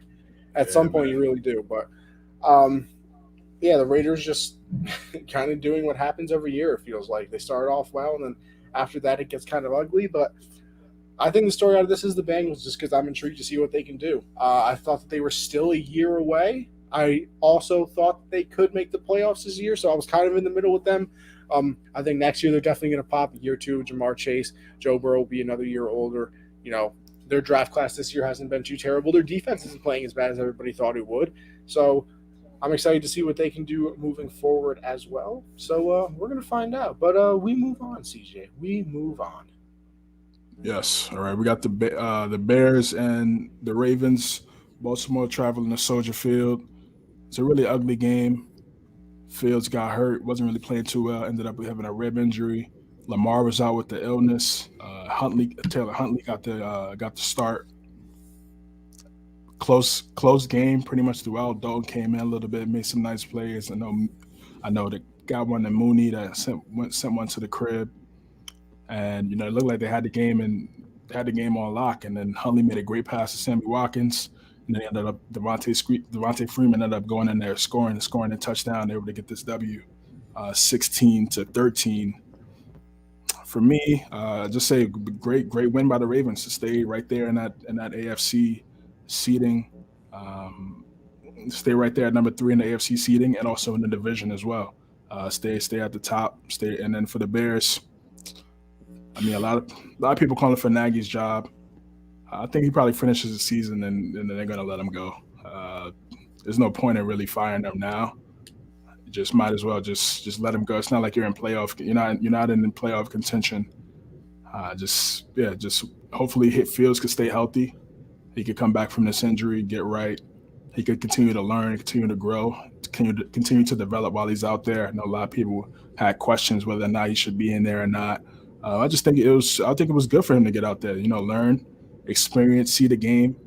It's one thing to just watch it, holding the clipboard and holding the little headset and looking at somebody else do the job. It's another thing to go out there and see what defenses are coming at you, seeing how things are schemed against you and try to stop you each and every week, trying to prepare and trying to grow. So I think this season's going to help Fields. I think he's going to come back and be a better player next year.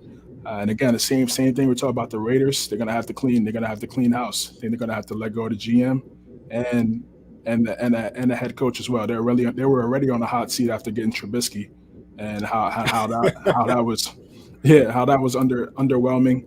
So I don't see them having any type of life now back in Chicago. I think the fans are tired. I've seen a lot of analysts calling for the job as well over there in the Shy. So it's definitely time to change things up over there. And then the big win for the Ravens, like I said, just staying alive. Hopefully Lamar could come back. The thing with the Ravens is just, I mean, this was a big win because I mean, they don't really have any talent. I mean, outside of Mark Andrews on offense, they don't have any talent at all. So if Lamar, like I said, if Lamar is really not Superman, and games, they're gonna have games like this, and they're gonna have games like how they played against Miami. So big win for Baltimore, and then for the Bears, just man, just continue to develop Justin Fields when he's healthy. Yeah, I was all for Fields, just taking his year and not starting it off, but he got thrown in there obviously with the injuries and he got hurt now. But when he comes back, you obviously have to go back to him now. You can't, keep him on the bench the rest of the year. That's a different story for a different day. But obviously the big thing coming out of this, the fire Nagy chants at the stadium, when the game's going on and everybody's saying that he's going to get fired after the Thanksgiving game. You know that the Bears have They were calling for his job at the Bulls game too. Which one? At the Bulls game in the United Center, they were saying fire Nagy. Ryan. Yeah, bro, it's crazy. At the Bulls game. That's what we call a tough life out here. You feel me? Sun really hit the core of Chicago, bro. It's crazy. But that's the thing, like I said, the Bears have never fired a coach in season ever in their history. So I mean, listen, there's a first for everything. I know that. Yeah, for sure. But like you said, I don't think it's going to change anything. That's been my whole thing the whole year. People complain about Nagy. Nothing is going to change. Like you still have the exact same teams. Like you could go out and make moves now, past the trade deadline, and obviously you can't sign people now unless you're taking somebody off the streets who, listen, if they're still on the streets during this part of the year, probably not very good. Allen Robinson has disappeared from this team. He was quarterback proof. I'm convinced that it's because I finally drafted him in fantasy, but I'm not mad about it. I don't think about it all the time. But I mean, I didn't watch too much of this game just because after I heard Lamar was out, I was like, all right, this is going to be an absolute toilet bowl. Good for the Ravens backup. I can't even remember his name right now. Taylor Huntley. Taylor Huntley. Tyler Exactly. Hunt. Yeah, Taylor Hunt. Yeah. What a guy. We're happy for you. Go ahead. Go off. I guess Lamar texted him after the game, congratulating him and all that. So good for them. Yeah, like you said, though, it is a big win for the Ravens because I do believe if they lost this game, they would have been second place in the division since the Bengals. Did the Bengals beat them? Yes. Yeah, they clapped them. Yeah. Yep. I had to make sure that it was that game. But so they get to keep their first place, get to keep where they are in the conference standings as well. So I don't know. We're gonna see. I do know one thing though. If the Bears lose to the Lions on Thanksgiving, let me tell you something. Nagy, don't even get on a plane, bro. I don't know where the game is. I don't know if it's in Chicago or not. I can't remember. Yeah, it might be. That might be. He might have an early Thanksgiving, man. If they lose to the. And here's my thing too. I'm not gonna hold you, bro. I'm not even watching that game, bro. Temp Boyle versus Andy Dalton. Yeah, I'm straight. Well, what do you mean? That's probably game of the year, CJ. Come on, you know. Yeah, I'm all the way good. You're sleeping on it. Nah, I'm gonna throw something on, bro. I'm definitely not throwing that on. I mean, Source said he's already out. See, here's my thing, bro. If he's already out, oh yeah, I did see that. I did. Yeah, I did see. I mean, it's Thursday. I mean, you gonna fire him? You gonna fire him the day before the game, bro? Yeah, bro. You gonna fire him the day before Thanksgiving? Damn, go home early. All right, CJ. But here's my thing. Just up a plate, man. All right, here's my thing. Ready? What are you gonna do? Fire him after the game on Thanksgiving? So either way, it's a big old screw you to Matt Nagy. At least, listen, if he gets fired before the game, he can at least be home for Thanksgiving. You know what I mean? Unemployed on Black Friday, man. That's tough, bro. Damn. Don't worry. I think he's going to be well taken care of with that $1 million paycheck he probably got the second he signed up to be the head coach. Nah, yeah, he's definitely straight. Definitely going to be straight. But that game is going to be a snooze fest. Oh, my gosh. If Fields was playing, definitely watching it because, he's athletic. He can make plays. But Dalton and Tim Boyle, even golf. Oh, my gosh. I'm straight. I'm straight on that one, bro. But yeah, close game, big win by the Ravens. This game right here, I felt like was game of the year. You got one of the top games of the season for sure. We got Packers and the Vikings. Last year's game was really good, and this year definitely did not disappoint. Vikings were definitely controlling the game for I say majority of the game, and then Rodgers throwing dots and dimes. Anytime it looked like the Vikings were going to pull away, Rodgers was throwing dimes to Devontae Adams, then threw a lob to MVS. And then it looked like Kirk was going to Kirk, and then and then Darnell Savage just couldn't hold on to the football in that interception, man. And still got that Halloween candy, crazy. Yeah, it was definitely a tough break, man. He had the butterfingers, and Kirk was like, you know what? Let me give it to Dalvin Cook, and let me check it down, and let's get this dub and just chillax, man. Because my job definitely would have been on the line had I not won this game the way the game was playing out. Justin Jefferson, top 10 QB. Nah, bro. Yeah, I don't see it. And he's definitely in the teens. I'll put him in the teens for sure. But top 10, gotta win a play. I mean, I can't say gotta win a playoff game. 12 to 15 category. Yeah, 12 to 15. Yeah, 12 to 15 for sure. If he makes it to the if they make it to the playoffs and he wins a playoff game, then yeah, I'll put him in the top 10. But if he's not gonna do that, then nah, I can't do it. I can't do it, Corey. I'm sorry, bro. They have so much talent. They have a lot of talent on that team, man. Look at Justin Jefferson. I was just about to say before you commented, Justin Jefferson went crazy. Wow, he was the last receiver taken in the first round of that draft, bro. Ruggs, Judy, Rager. Oh my, Rager, bro. Ah, man. I know Philly fans are going through it, man. They could have had Smith and Jefferson. Sheesh. Oh my, that would have been. Whew. Cowboy fans would have been stressed. 2 picks all year. What you mean? Oh, interceptions? Yeah, bro. He's good. I mean, he's good. He's good. But can he be? Is he good enough to go on a playoff Super Bowl run? we'll see. This is the shot right here. If they're able to win out, get into the playoffs, maybe win a playoff game, it changes a lot. It changes a lot on his narrative for sure. This was a primetime game. He was able to get it done. He almost sold it, but he was able to get it done. Oh no, don't get it wrong, CJ. This ain't no prime time. This is just 4 o'clock game. Nah, this is not. Oh right, it wasn't right. No, it was the 1 o'clock. It was the 1 o'clock, right? But it was to me. It was like it's a yeah, it was a 1 o'clock game. Yeah, because then Dallas and yes, you're Kansas City was the 4 o'clock. To me, this was prime. To me, it was prime time. This is NFC North showdown. How are you a top 10 quarterback and you can't carry your team into the playoffs? Not all top 10 QBs could do that. What 2 interceptions on the season? Listen, he's efficient. You know what they want to do? They want to run the football. Give it to Dalvin Cook. Narratives, all this is. I mean, hey man, I'll take Mac over him right now. Would you?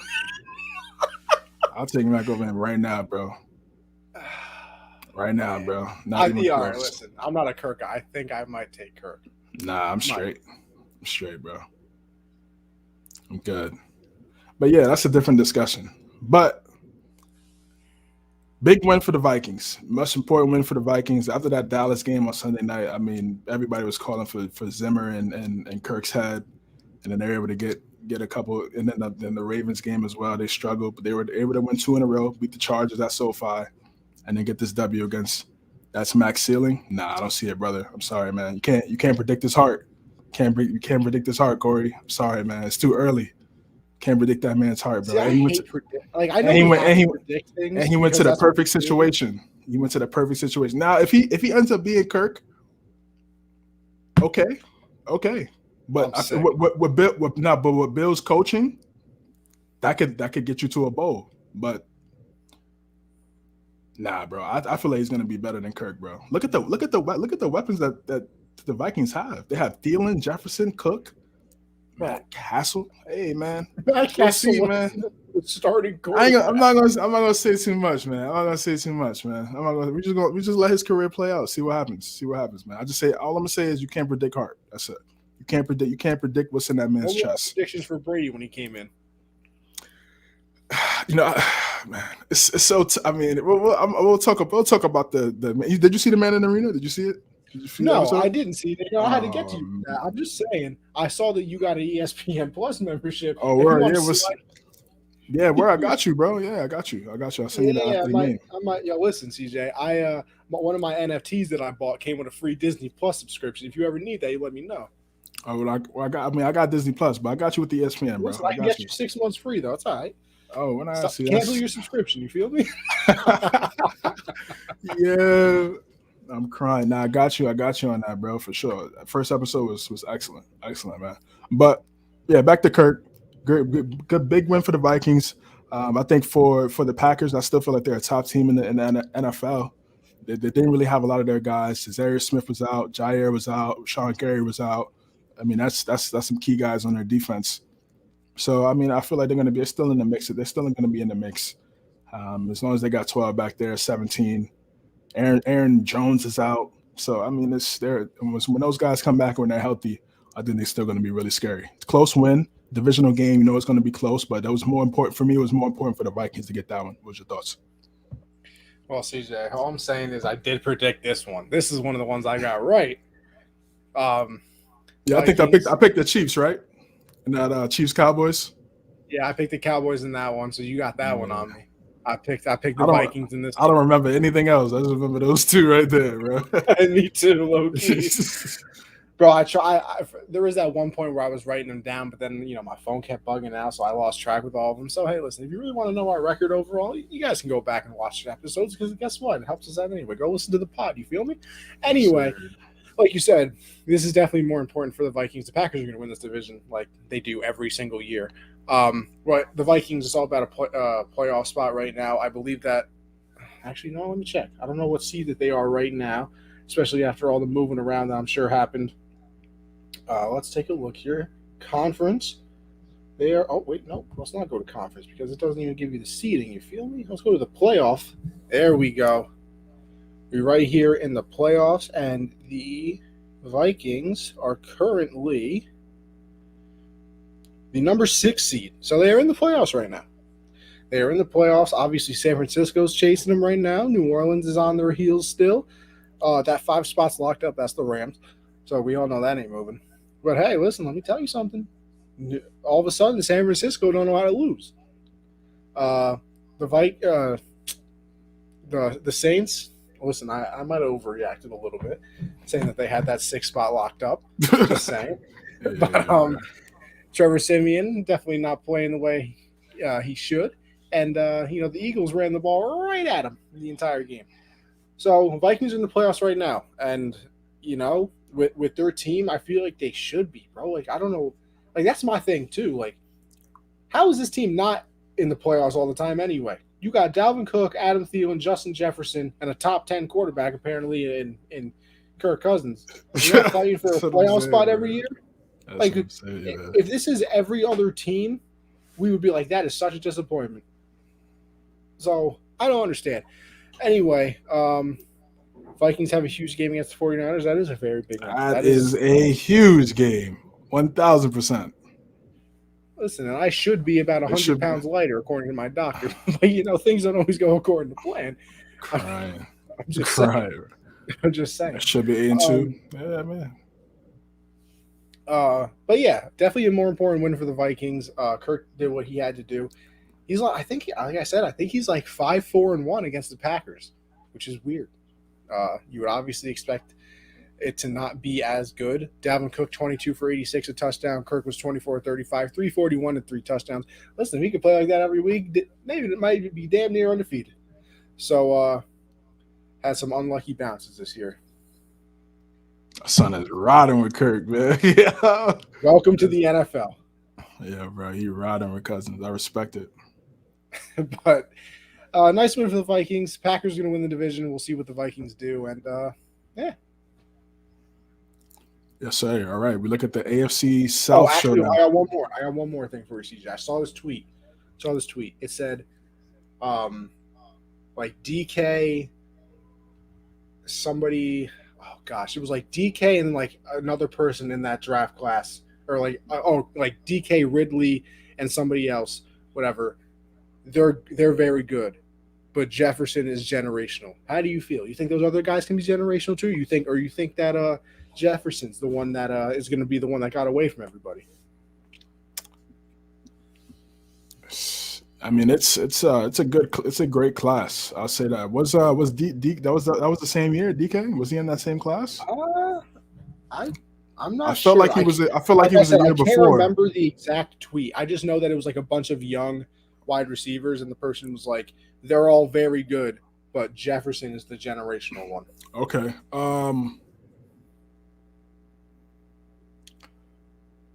Listen, man, he's definitely on the trajectory for sure, 100%. He's been playing lights out. He's a number one. They have 2 number ones out there with Thielen as well. Oh, I found it. Okay, got it. All right, what was the names? CeeDee Lamb, AJ Brown, DK Metcalf are all very good. However, Justin Jefferson is generational. No disrespect to the others. I agree. I actually do. He's putting up the numbers right now. I mean, he's producing that way. So you can all you can do is really just look at what he's doing out on the field, and he's showing that. He had a big time game, man. He was making that play that led to the touchdown. That was a big play. Chase over Jefferson.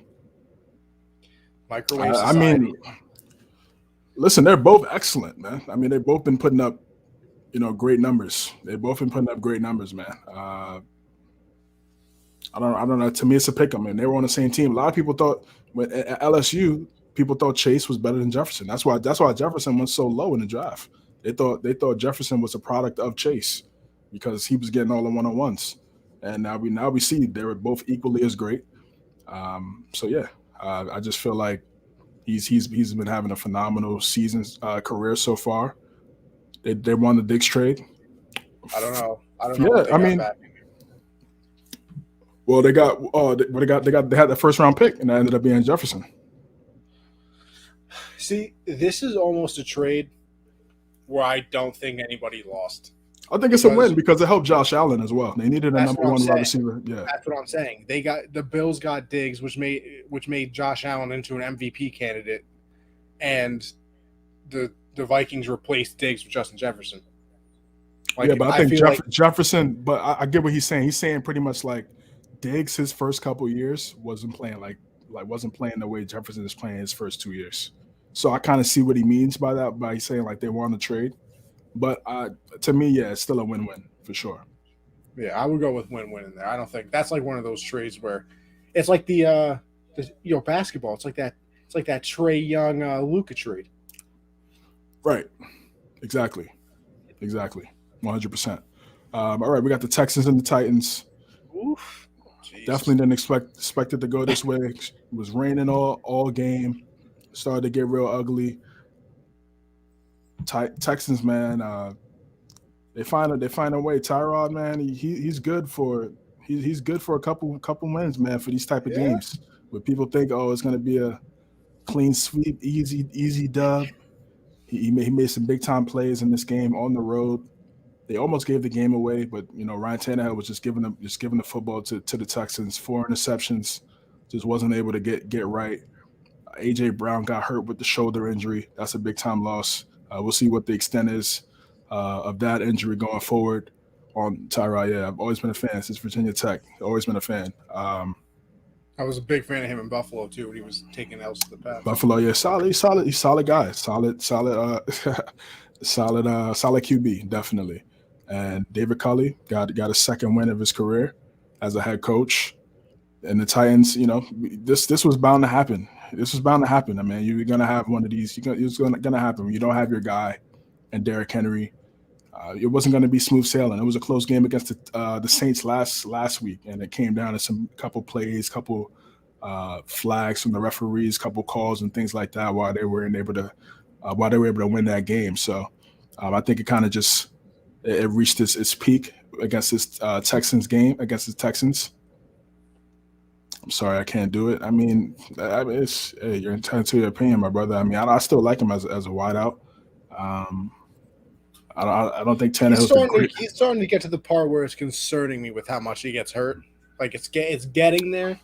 I'm still giving him time though because, I mean, he's a big dude too. So like you almost get that not in the same way, but that Calvin Johnson effect where you got to kill him every time you go to hit him, or else he ain't going down. You know what I mean?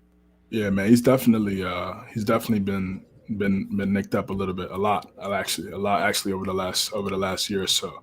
So, yeah, he's just, that's going to be tough. That's going to be tough for him. We'll see how the Titans respond against our squad on Sunday. That's going to be a big game. And we'll see if AJ Brown's going to be able to play. But yeah, I think this was definitely a bad loss from the Titans on the road. I mean, at home, and it was ugly. It was an ugly loss. What was your thoughts on this one? Yeah, man. I mean, here's my thing. And we talk about MVPs, and he's obviously not going to win it because he's out for the rest of the year now. But, I mean, every single offensive category has dropped for the Titans since Derrick Henry went out. And it's that kind of thing. Yeah, it does. Pull it off. Yes, sir. Hopefully too, brother.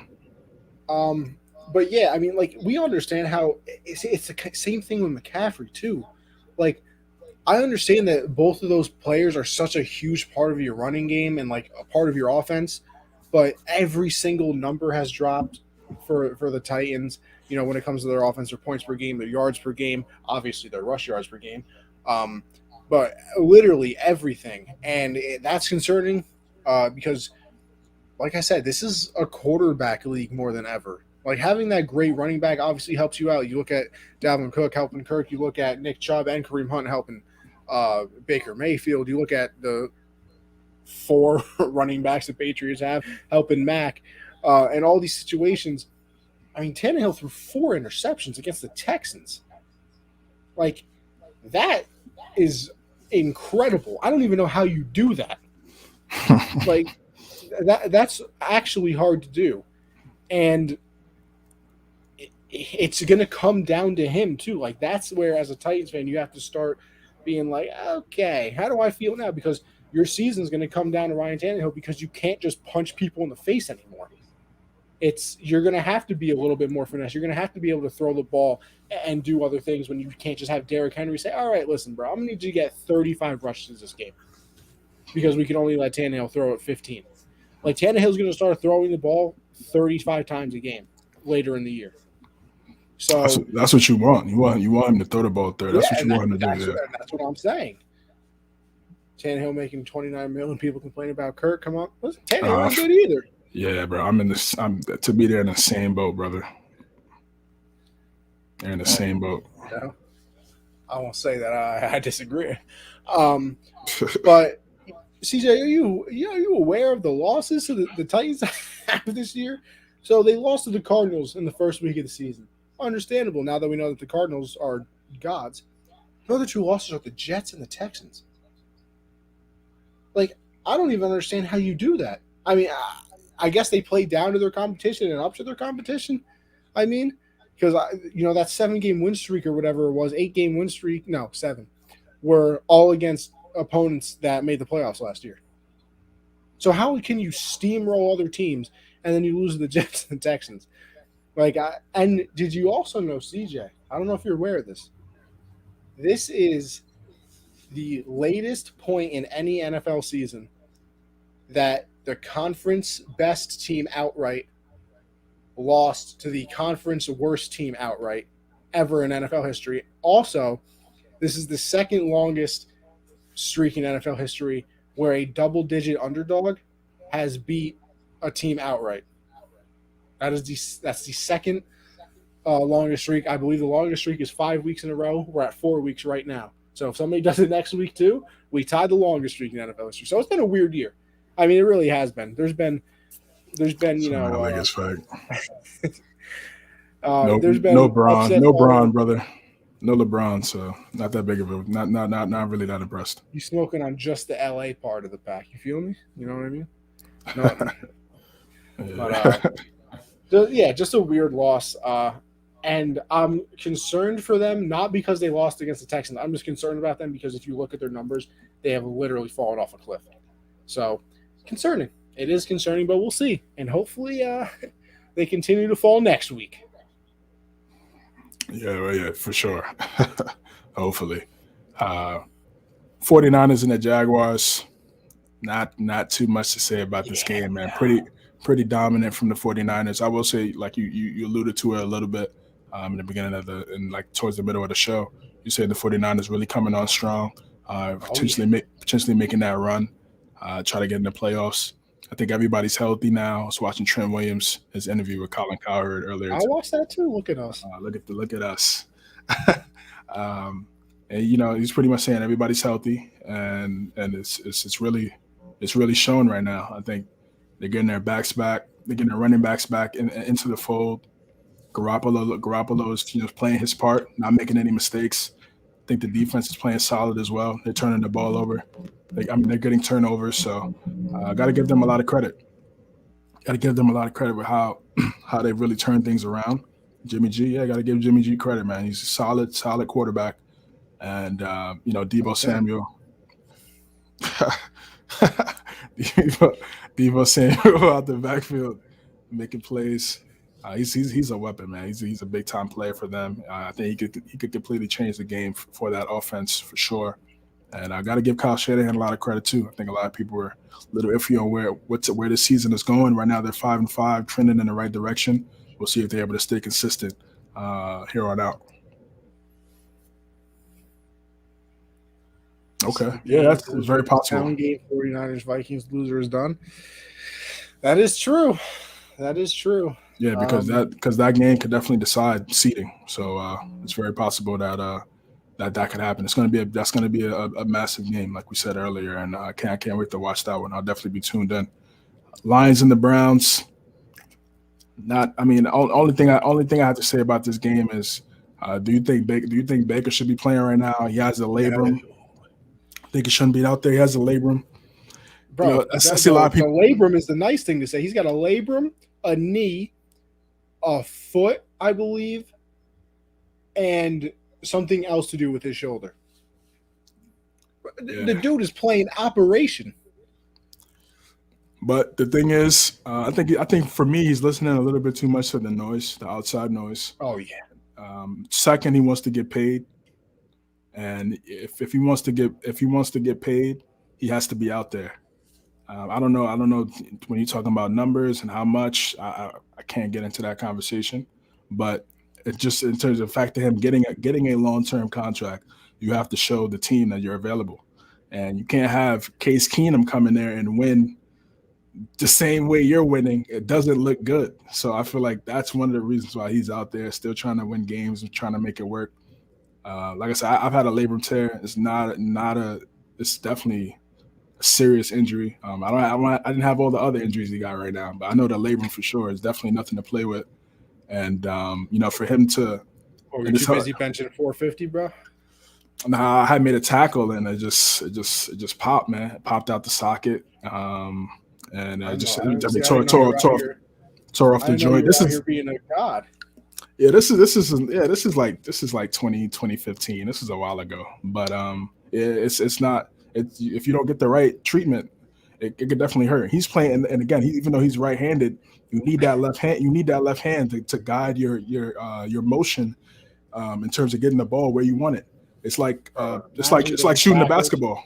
Oh yeah, for sure. It's like shooting a basketball. Like you need that guide hand to direct how you want to shoot the ball and how accurate the ball is going to go in when you're shooting the basketball. So yeah, him getting tackled on that left Oh, side, Jesus. yeah, it's yeah. I feel for him, man. I know he's catching a lot of flack.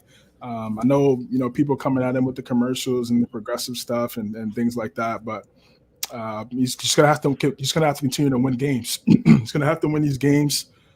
Schedule is gonna get real competitive here. I think there's a couple AFC North teams gonna have to. The Browns are gonna play. The key thing is if they get Chubb came back, had a buck 30 in the tud. That's their identity, man. If he just doesn't turn the ball over, they'll be all right. Doesn't turn the ball over, get in the offensive line, they do their thing, give it to Chubb. When Hunt comes back, give it to Hunt, and he just doesn't turn it over and make the right reads off play action and things like that, play smart game managing football, I think they'll be fine because those two guys in the backfield are very dangerous. See, here's my thing with this too is that like, I feel bad for Baker in a way where I know he's playing through all these injuries because he probably feels like he has to too because they have to decide if they're going to pick up his 5th year option. Right, exactly. That's And what I'm saying for the bread. and like you can't not play because then it's going to be oh well, he was injured last year, can we really trust him? And then but he's going out there and not playing well, so now it's the whole situation of, oh, is he really that good? And I think you're out of your mind if you don't think Baker's a better quarterback than he is right now. Like I don't think Baker's some unbelievable, going to be able to carry a franchise type of guy, blah blah. But there is no. I'm sorry, he's not this bad. Like you've seen moments of him where he's fine and healthy. And listen, you're never going to be 100% healthy, but the fact he's playing with a tear, and 4 other injuries, he's obviously not going to be able to play near as what he can actually do. So, in a way, I feel for him, man. I really do, like you said, and he has to go out there and play because he doesn't really have a choice. But listen, all I know is and I know the Browns fans are booing him now. He's catching flack from everybody, blah blah blah. If I'm the Browns, I would absolutely give him a contract, and I'll tell you why. Listen, you give him a contract, and then you continue to build around him, and then if you get to that point where How you much? How much we're realize talking? he needs to be paid middle of the pack. He's not. I don't. There's. Listen, you can't give him a top. Probably, and here's the thing though, it's So probably we're not going saying to happen. 25 annual. You can't give him a contract that's in the top 10. I mean, here's the problem. I don't think he would accept So it. we're saying Tannehill money.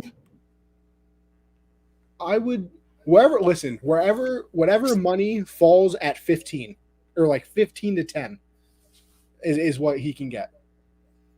And obviously the market, determines how much money you're going to get. So he will end up getting more money than that because, like I said, it's the market. It's not actually how good you are. We've seen that time and time again. Um, but because here's the thing. I think you give him the money, you continue to build a team around him.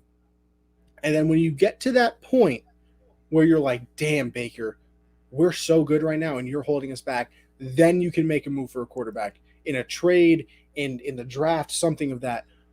But we've had two good years of the Browns.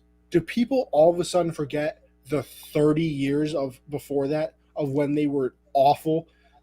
You know, the 28 different quarterbacks in like 15 years type of situation. So I know that we're all gung ho, like, oh, the Browns aren't that awful anymore. You're very close to being a move away from being awful because we've seen running backs. They in and out, in and out. We think this running back is going to be good forever, and then they run into a wall. And you're not going to be able to keep Chubb and Hunt because there's no way when Hunt's contract is up that they're going to be able – I don't think they'll be able to keep him at least because you're not going to pay two running backs. Most people don't like to pay one. So Hunt's going to leave. You're only going to have Chubb. It depends on how much Baker taking, man. So Matt Ryan is at 10, and he's at $30 million a year. Yeah, that's what I'm saying, like 25 yeah, 20. 25 to 30 is where – here's my thing, is where he should be. What he's actually going to get, I don't know, because like we've said, it's a quarterback thing. So the Browns hope whenever they make the deal, they hope his career is like Dak. Like, remember, everybody was saying it was just a run game and it was Zeke and the offensive line. And then year after year, Dak continued to get better and better and better. Even when even the Cowboys, remember the Cowboys franchise tagged him 2 years in a row. They didn't even trust him. Then Jerry gives him the bread, $75 million signing bonus. Can you imagine signing a piece of paper and you're $75 million richer? Crazy. I'd punch somebody in the throat right now for that. He gets the $160 million deal. And now, you know, people saying I mean, before Sunday, he was an MVP candidate. I mean, he's still a top MVP candidate for sure. So that's what I'm pretty sure Browns fans are hoping, and the organization is hoping that he could have a trajectory like Dak, where eventually it replaces where if he becomes better than the run game, if he can win games for you when the run game isn't great. And be a real franchise guy that could eventually, hopefully, lead them to a bowl, because that's what they hope. So we'll see what happens. I agree with you. I completely think it's really tough to judge him right now because he's not 100%.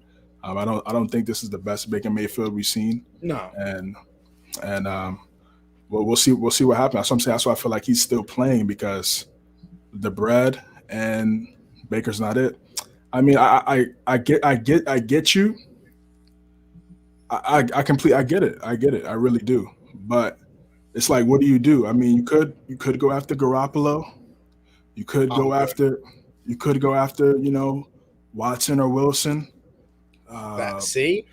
Tell me Russell Wilson does not make the Browns a Super Bowl team immediately. I would pick them as the favorite in the conference. I really would. You put Russell Wilson and Nick Chubb? Of course, for sure. But one does he want to go play there? And also his price as well is not cheap annually from a cap standpoint. So I think this is Baker's fourth year, because they have to decide if they want to this is his fourth year. Yep. Yeah, this is his fourth year. So like I said, I don't think Baker's ever cared. Like, listen, I've always heard this comparison of quarterbacks. Some of them are the train, where they pull everybody else along, and other ones are the caboose, where they're getting dragged by their team. And I think Baker is somewhere right in the middle car. He can win you some games, but other times he's getting like, listen, if the situation around him isn't very good, he probably won't be very good. But they've built the right situation. So, well, they don't have to decide then. Make him play for the $18 million and see. That's what I think they're going to do. I don't think they're going to give him a contract, but I know that they're going to. I think that they should. Well, that's the thing. People don't think that they should pick up this 50-year option because Baker's terrible all of a sudden.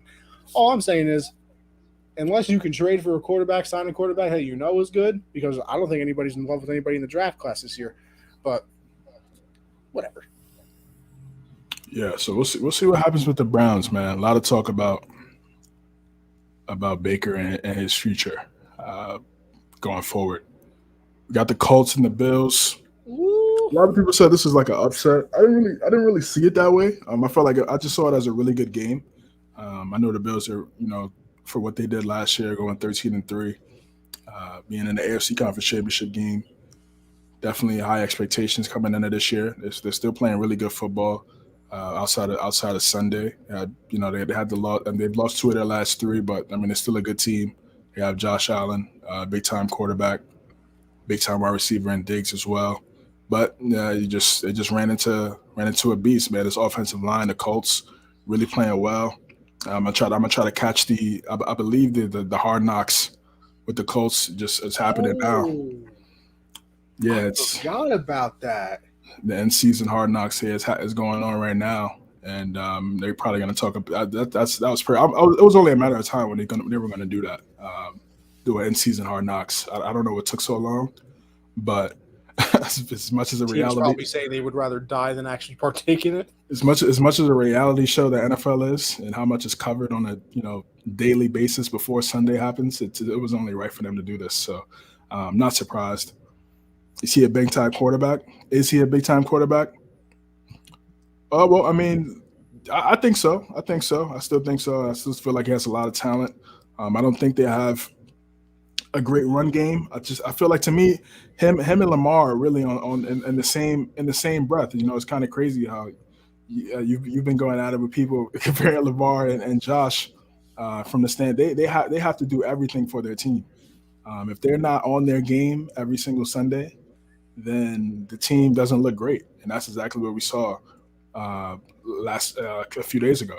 And the Colts went up there, and just demolished that run defense. Man, Jonathan Taylor 5 touchdowns. Exactly, they don't have a run game at all. They really don't. They need a Thurman. They need a Thurman Thomas, man. They don't. They CJ, got. do you know? I got a question for you. Trivia stat here.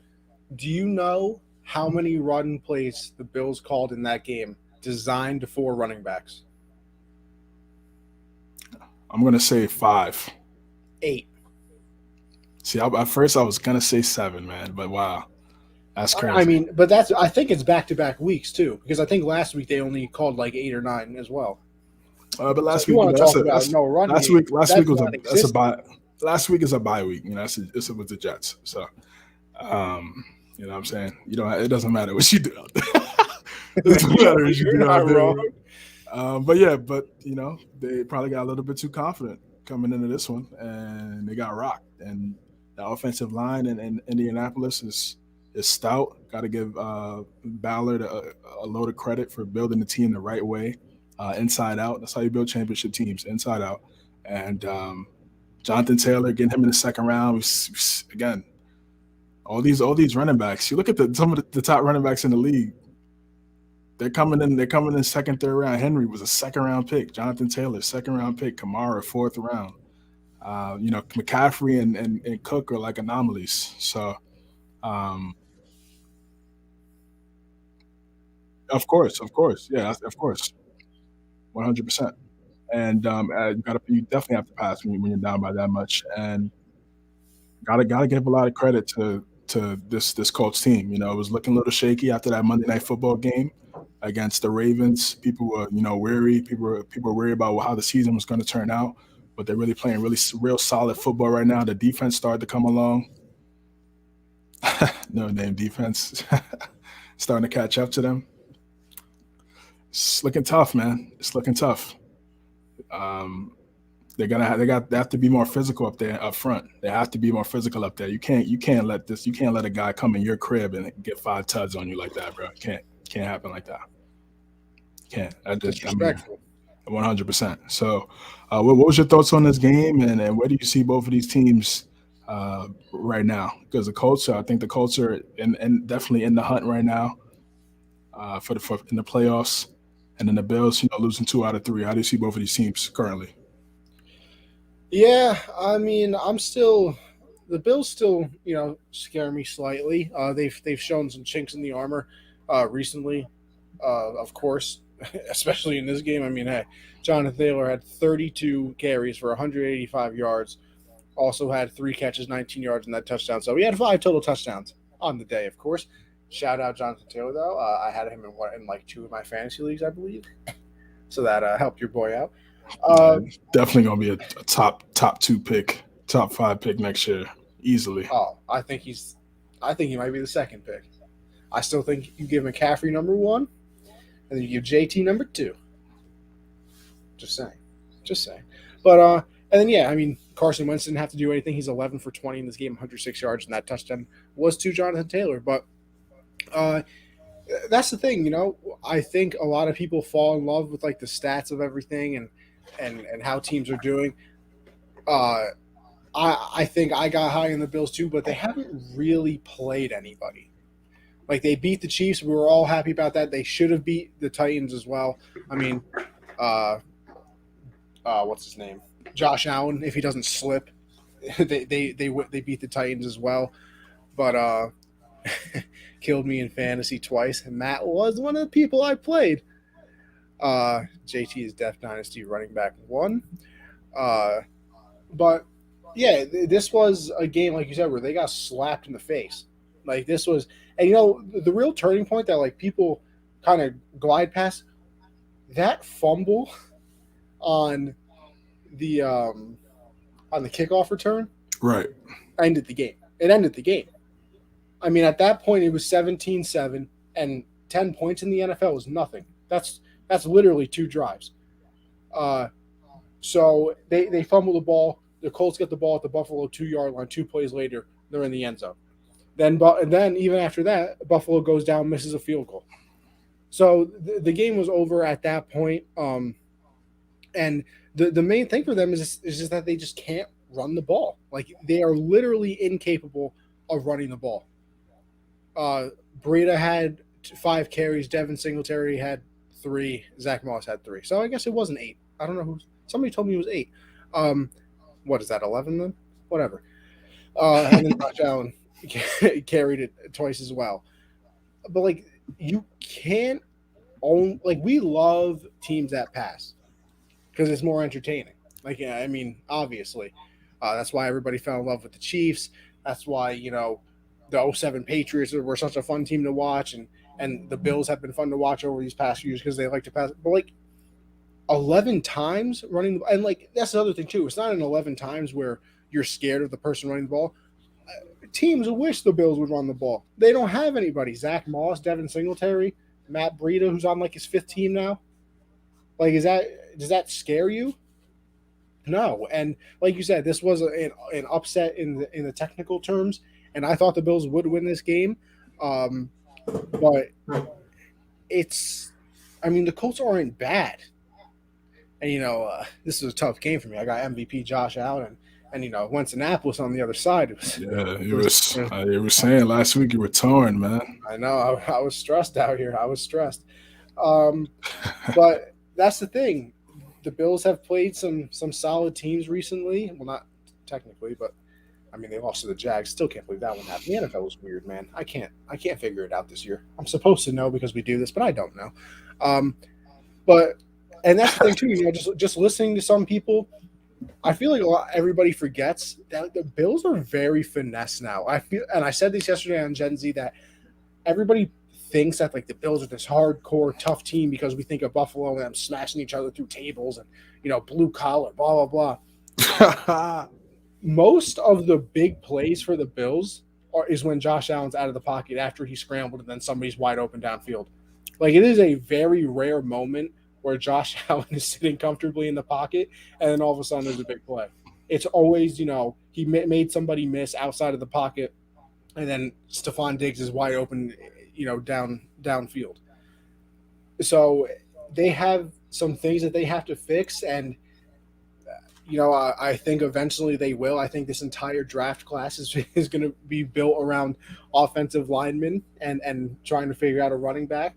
I thought that they should have went out at the trade deadline, tried and got somebody. Marlon Mack would have been fine for them, especially because he can catch the ball out of the backfield as well. So I don't know. I don't know where I'm at with the Bills. I know that they've struggled recently, And it's a big stretch for them too. Like we talk about it being a big stretch for the Patriots, but they got to face us twice. They got to win these games down the stretch because right now we're in first place, baby. I mean, it's a half a game. Nobody's throwing a party out here, but first place looks good. It's back where it belongs. And for the Colts, this is what they have to do. I mean, we know Jonathan Taylor is going to run the ball. I think this. What is this? His 8th straight week with over 100 scrimmage yards and a touchdown. I believe. I want to say that.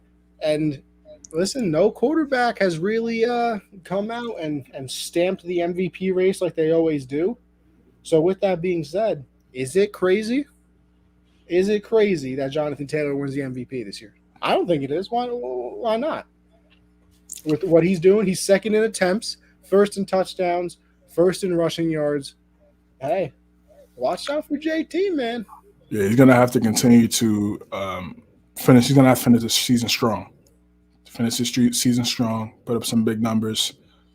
Help get the Colts to the playoffs, and he definitely has a shot. Like you said, it's still close right now. There isn't a definitive, clear-cut MVP with 6 weeks left. So yeah, he's definitely in the running right now. If he can continue to play well, play at a high level, he's definitely there. It's crazy. Yeah, exactly. Yeah, last year, it was a lock. It was a lock for who they gave it to. So for Rodgers, but yeah, it's a quarterback driven league. It's a quarterback driven league. Corey said cover 2 shell, force him to run. Yeah, that's how you got to play him like how they play the Chiefs. It's the same thing. I'll say that, and I'll say this for the Bills. When they were going to those Super Bowls, they had a great running back, Thurman Thomas, and they also had a great pass rusher, and Bruce Smith. Those are the 2 things they need if they want to get over the hump. They need a guy up front and on that defensive line that could get to the passer, change things up, and they need that running back, man, that could set a pace and change things up. If they're able to get that, they're going to be dangerous. So we'll see. We'll see what happens. I think they're still going to be a good team, but how far they're going to go, we don't know, man. Because like you said, it's really a toss-up, a pick-em now when it comes to both conferences. Like we know the Cardinals at 9-2, but it's like, yeah, like but do we believe in them? I think a lot of people still have those questions right now. The Bills have no pass rush. Yeah, that's what I'm saying. They need a guy to get beat. They need a Bruce Smith. They need this generation's of Bruce Smith. That's what they need. They need a guy that could get to the quarterback, chain, and disrupt the game. They don't really have that. So that's something that they're gonna have to work on, and hopefully in the draft or maybe free agency. All right, we got the Washington football team and the Carolina Panthers. Cam, his first home game back, being with the Panthers, had a solid game. Heineke came in there and just really spoiled the homecoming 100%. Him and Ron Rivera, they came in there and had other plans. He was making some plays. Heineke was dealing. That was a 3rd down play late in the 4th quarter where it looked like he was about to get sacked. He evades the defender. It gets the 1st down, keeps the drive going. He made some big time plays. I mean, he's kind of like Fitzpatrick Jr. a little bit. It's like, he's going to make plays, but is he a franchise guy? He's going to win you a lot of games. He's going to make some big time wild plays here and there, but can you really trust him? Even though the defense didn't play great in the beginning of the season, it's starting to come along a little bit now. Cam played solid. I think he played solid. They had a drive late where they were able to potentially come back, go down the field and drive the football down the field and score a touchdown. They weren't able to do so. And it was just a close game. Big win by Washington football team. They want to stay in playoff contention. What's your thoughts on this one? Yeah, I mean, I thought the Panthers were going to end up winning this game. I picked them. But, Taylor Heineke's going to have a job. That's all I'm saying. He's going to have a job for a very long time. I don't know if it's going to be a starting quarterback. I don't know if it's going to be, in the backup role. I think it'll end up probably being a backup. But, for what he's done, kind of coming out of nowhere last year where he had to play against the Bucks in that playoff game, and then doing what he's doing this season, it's been impressive so far. So, good for him. And even Cam, Cam played all right. This was, kind of the homecoming game. for Ron Rivera and for Mr. Cam Newton. Everybody forgot that Rivera was coming back. Got pushed away into the mud, but uh, obviously the 27-21 win here, good for them. It kind of keeps them alive. I don't think that they're making a run towards the playoffs, but this game was definitely more important for the Panthers. They kind of need, to start racking up wins here as well if they want to make a playoff run. And yeah, nothing crazy. Cam was efficient in this game. I think that everybody's kind of realized that you can't throw the ball that far downfield with Cam. I feel like it's a lot of checkdowns now, a lot of crossing routes, and that's what he should do. I've always talked about the completion percentage part of it and everything like that. And this is what you have to do to keep that up and give the ball to your playmakers and let them do the work. McCaffrey had a solid game like he usually does, and that's what they have to do moving forward. Their defense is going to have to keep them in these games, and their offense is going to have to do just enough to make them win. Panthers re-sign Cam next year. I could absolutely see it. Yeah, I could see it as well. King James and Lloyd league. What was I gonna say? Yeah, I could definitely see them bringing back Cam, but Cam is gonna have to. I think getting them to the playoffs automatically secures that. Oh yeah, but if not, they could be looking at Deshaun. Don't sleep on that. I would love that. Deshaun with the Panthers? Yeah, definitely. Send that guy to the NFC. Yes. Yeah, not to the AFCs. We don't need that. Yeah, we're good on that. Send him to the NFC, back in Carolina, Clemson days. That's where he needs to go. Push come to shove. CJ, how do we feel about skipping the Dolphins and the Jets? Yeah, that's like a bye week. Got the Eagles and the Saints. I'll say one thing. Tua starting to come along, starting to play some solid football. I just think they don't have a lot of weapons. You put some weapons around them. Their best player on offense is Waddle, and he's the rookie. So they need to. I mean, before everybody's like get rid of Tua, I mean they need to put some guys around him to see what he really could do. Outside of that, I mean, it's the Jets, man. They're not a good football team, and well, I don't know what's going to happen with that franchise going forward from a talent standpoint. Really feel for Zach Wilson, man. Obviously, he had no control, but it's back at the starting position this week. Congrats. I think the only reason though is Mike White, Joe Flacco on the COVID list. Yeah, it's just tough for the Jets, man. Tough for the fans. My guy Logan, tough for you, brother. Feeling for you, bro. You and Logan Senior, man. Feeling for you guys over there, man. Medal. No cap. Feeling for you guys over there, man. For real. I need to go over there and take over the franchise. But yeah, we got the Eagles and the Saints.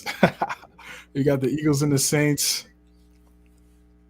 Saints run defense was top rushing defense in the league, and the Eagles came down there and came and just ran the football all day. Jordan Howard, Miles Sanders, Jalen Hurts had a big time game. This was Jalen Hurts' 15th game starting. So Eagle fans call it for his head. He hasn't even started a full season yet worth of games, so he's still learning. I said this the last few weeks. I'm glad they're starting to run the football, become more balanced. That's what you do with young quarterbacks. You run the football, make things easier for him. Might make the playoffs. Yeah. They got the Jets and the Giants in the next 2 weeks. They should be 7-6 right there. If they don't go 7-6 with those two layups, I don't know, those are extra bye weeks. So if they're not able to get those two layups, then I don't know, man. Those should be easy. But yeah, the Saints, like I said, I think they're trending in the wrong direction just because they don't have talent out there right now. Kamara's been hurt. Mike Thomas out for the season. Jameis out for the season. Trevor Siemian. I mean, you can't really ask him to do much, man. He's like a fourth string quarterback. At best. Yeah, at best. Yeah.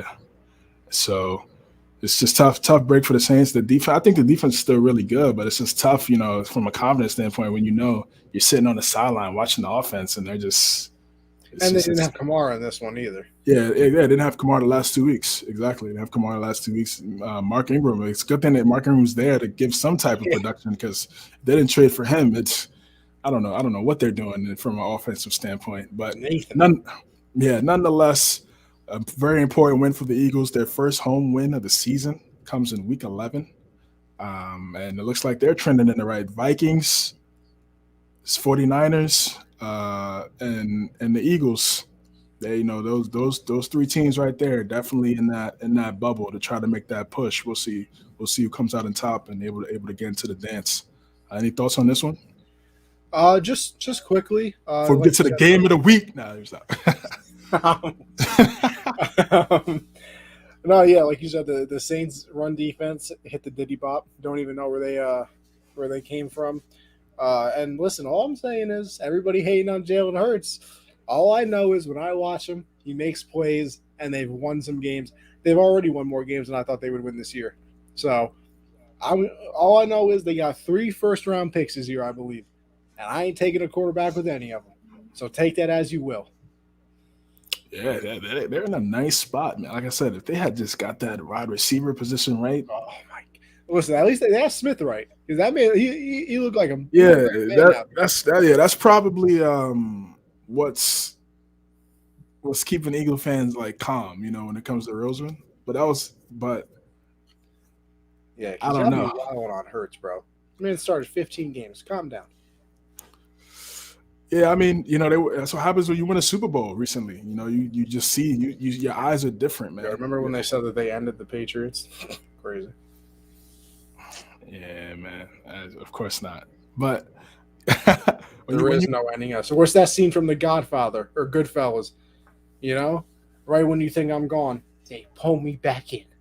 Yeah, bro. Yeah, that's what I'm saying. I mean, listen, it was a great game, and then from a fan perspective, they want that again. They want that again. They want to see that again, man. It's happens. You get. I guess you could call it spoiled odds for them because that was their first bowl ever. So, and as the Philly fans too. I mean, I thought New York fans are ruthless. I mean, but this is definitely neck and neck. They're definitely neck and neck for top 2 ruthless fans. But you got to be patient, man. You got to be patient with this guy. I think he has all the intangibles. Will it all come together for him as becoming an elite passer? We'll see. Still got to build some talent around him. They extended Goddard for I think 5-year extension, if I'm not mistaken. It looks like they have a solid linebacker and TJ Kendricks, who they also extended. Defense still looks really good. Big play Slay, Darius Slay, looking like a defensive player of the year candidate for how he's played the last few weeks. Got to put him in contention. So they're looking solid. They're looking really solid, and got to give Nick Sirianni a lot of credit. We'll see if they're able to get in the dance. Like Corey said, that schedule is really favorable, and if they're able to get there, I think it definitely helps Jalen Hurts' chances of remaining a quarterback for them, and they won't have to look elsewhere and try to use those picks to maybe get a Watson or Wilson. And we got the last game of the week, Thursday night football game. Got the Patriots and the Falcons.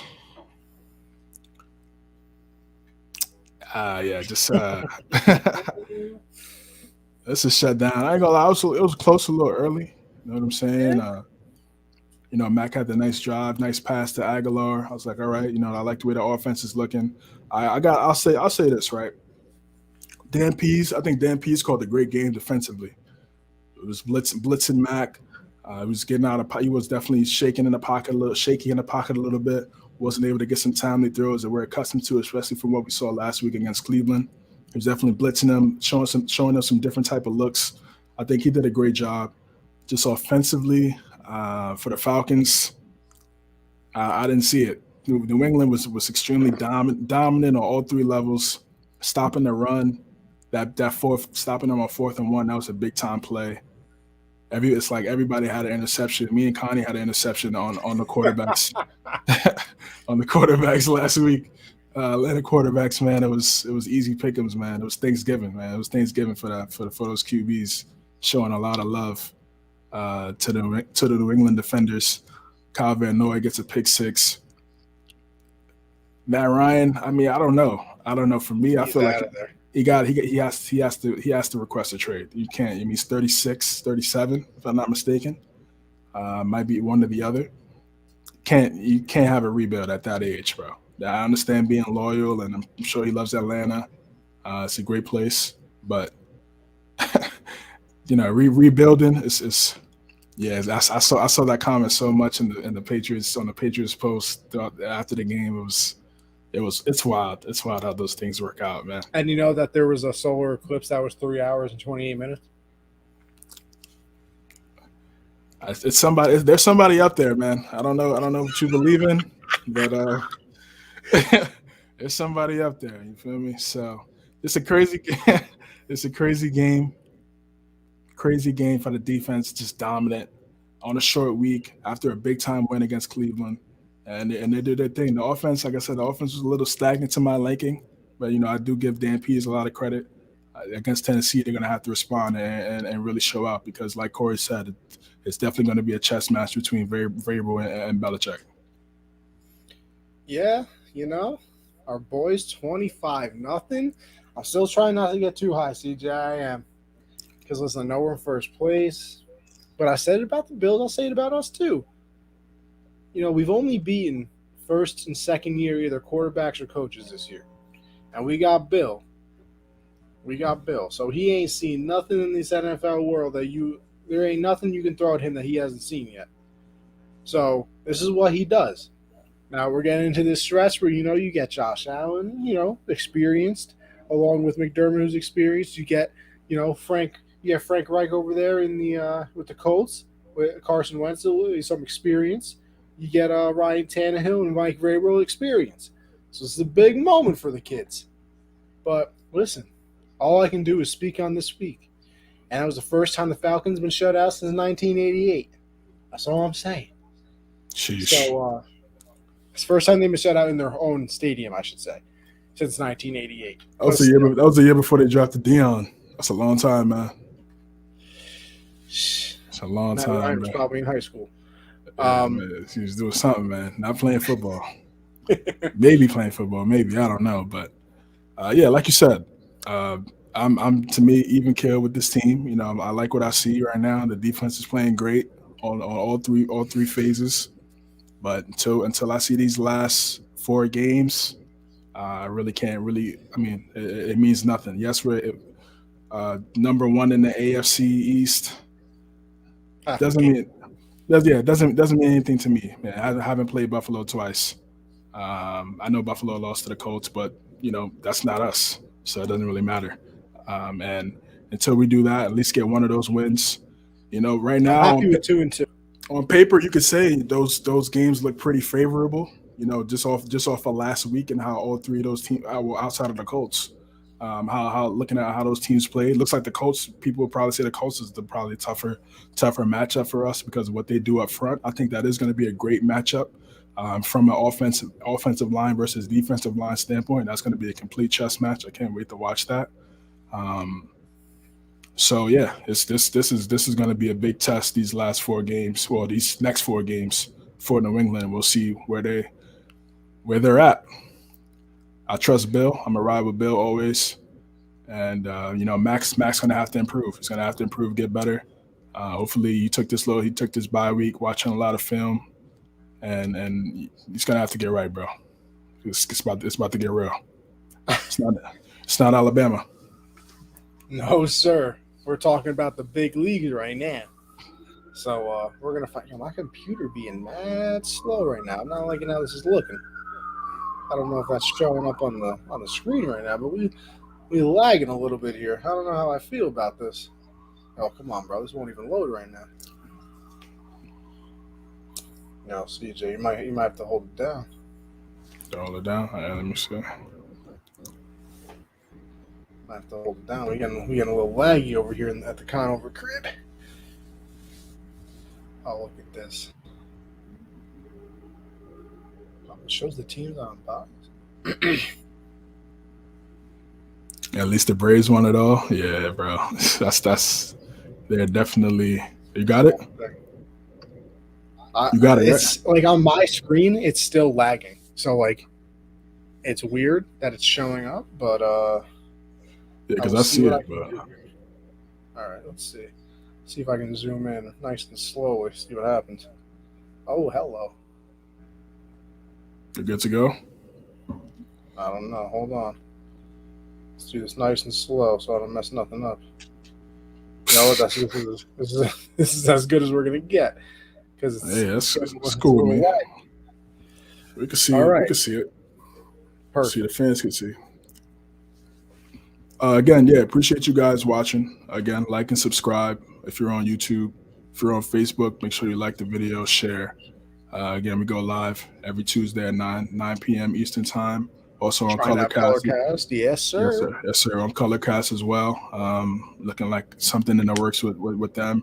I've known about them for a little while, so look out for us at C James USN and then A Conover USN for my guy Connie on Colorcast. Yeah. So, all right, let's get into week 12 predictions. Thanksgiving Day. We got the snooze fest. We got the Bears and the Lions. Who you got? I don't even know if I want to pick now. You know, I really want to say the Lions because I want them to get their first win of the season. But I think since Nagy gonna get fired, they're gonna play for him. So I'll go with the Really? Bears. Man, I have no idea, bro. I'm a, you know what? You know what? I'm in a festive mood, man. It's the holidays. I'm gonna go with the Lions, bro. Okay. I'm gonna go with the Okay. Lions. I'm gonna say golf at home. I think that'd be a nice Is Goff story. playing? I think Campbell said he might be good to go. Okay. I believe I read that. So I think that'd be a nice Thanksgiving gift to the Lions fans at Ford Field. Get that first win of the season against the Bears.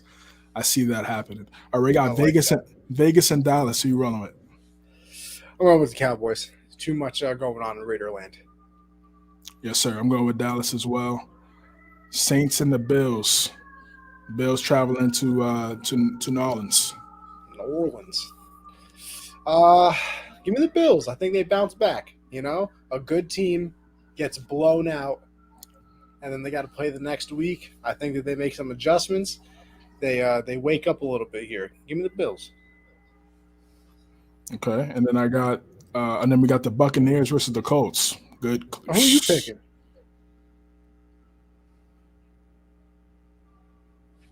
Man, I'm gonna go with the Bucks in a close game. No. Who'd you pick for the Bills and Saints? Did I miss it? Sorry, my bad. I got Buffalo. Yeah, I got Buffalo. My Okay. bad. Yeah, I'm Okay. going with Buffalo. Then we got the Bucks and the Colts. I'm going with Tampa Bay. Yeah, man. Yeah, give me the Bucks just because they're very good against the run, and the Colts love to run the ball. Yeah, Now so this is the real toilet bowl, CJ.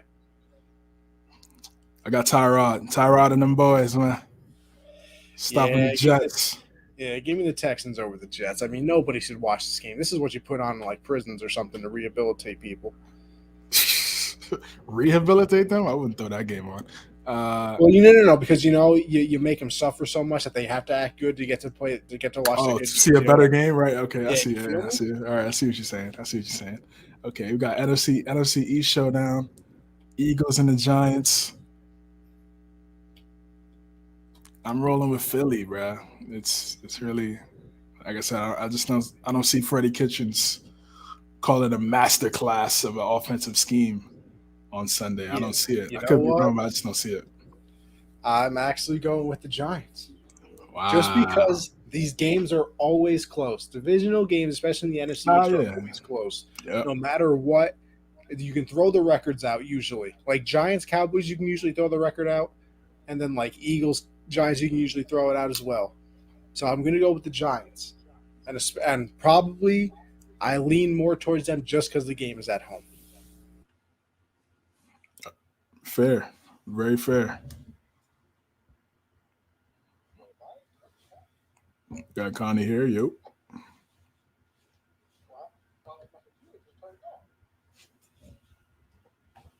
Hold up.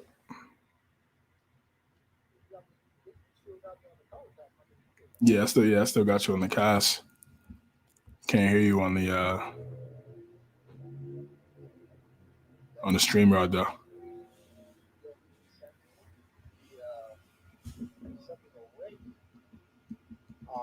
Text or something, I'll end the cast, and then I can jump back on my phone.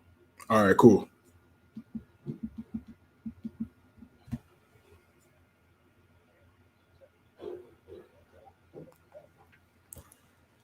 On some technical difficulties, guys. It's waiting on Connie to get back, and we'll finish up the. We'll finish up the predictions, man. Anybody got? What'd you say, bro?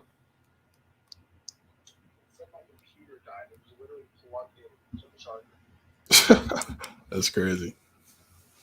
That's crazy. You want me to come in for YouTube? Nah, we're good, Matt. Connie's about to come in right now. Just computer died, so as soon as that's charged, we'll be good to go.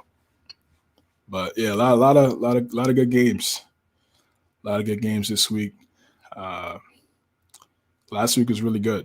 All the games that me and Connie went over. I was really shocked about what the Colts did to Buffalo. Definitely thought it'd be a closer game, but that boy Jonathan Taylor, man, he's just doing wonders right now. Definitely looking like trying to submit himself as one of the best backs in the league. He's able to do that. The link, I got you. Patch to the moon. Like me and Connie just talked about. I think it's gonna come down to how they play in these next 4 weeks. This first month of the season. If they're not able to stay consistent, especially on offense, and I'm worried about the defense too a little bit, but more the offense, because what I saw from the Falcons and what Dan Reeves did in terms of sending some blitzes at Mac and making things difficult, I think defensive coordinators are going to do that to him going forward. Try to make it difficult. Try to make him look at other reads, and he could struggle. I'm sending a link now, bro. He could struggle for sure. So he's gonna have to stay in that playbook.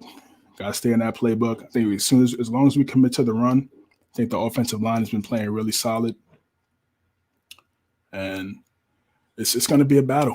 It's going to be a battle for that first place in the AFC, for sure.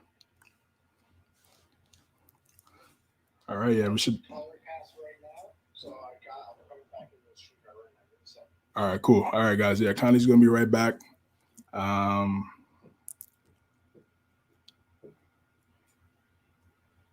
Yeah, Connie will be right back, and then we'll finish up the predictions. Anybody else is watching, man, appreciate you guys. We got 5 in the chat, 5 in the stream, tuning in on YouTube. Again, if you haven't, like and subscribe. Give us a shout out. Retweet us. Yeah, I'm just trying to move this platform forward, guys. I'm about to add my brother to the stream now. Listen, people. The technical difficulties are real out here. I got my computer plugged in to the charger, and it died. Wow. I'm gonna need. Listen, Apple. I got some beef with you now. Technology, man. You able to? Know where we were. Nah, I'm on my phone. It's all you now, brother. All right, let me see. Give me 1 second. That's mad weird, bro. But you know what? Hey, this is the beauties of doing live shows, people. Things like this happen. If we weren't doing live, we could easily edit it out. But is it not more exciting watching us scramble around trying to figure everything out? It makes it more entertaining out here for the people. But yeah, we're where were we in these games? I'm gonna have to take a look back up at my schedule now that my computer that was already plugged into the charger is now charging. I think Matt just said something about the Packers too. If you want to touch on that as I get this screen up. There we go. I got the comments back up now. Can't believe the Packers lost on the last second field goal to the Vikings. Tough life, man. Shout out to you boys. Great job. Good looks, Corey. But appreciate you, brother. Listen, Matt, I picked the Vikings on the last show. You told me I was crazy, I believe, by the way. Just saying. Just throwing it out there. And listen, when does he not say that when you pick against? You know what? You're not a CJ. You know what? That out of all the things you said on this show, that might have been the best point you've ever made.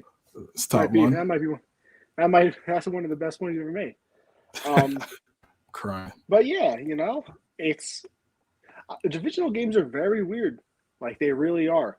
Teams that should not win games because it's in the division.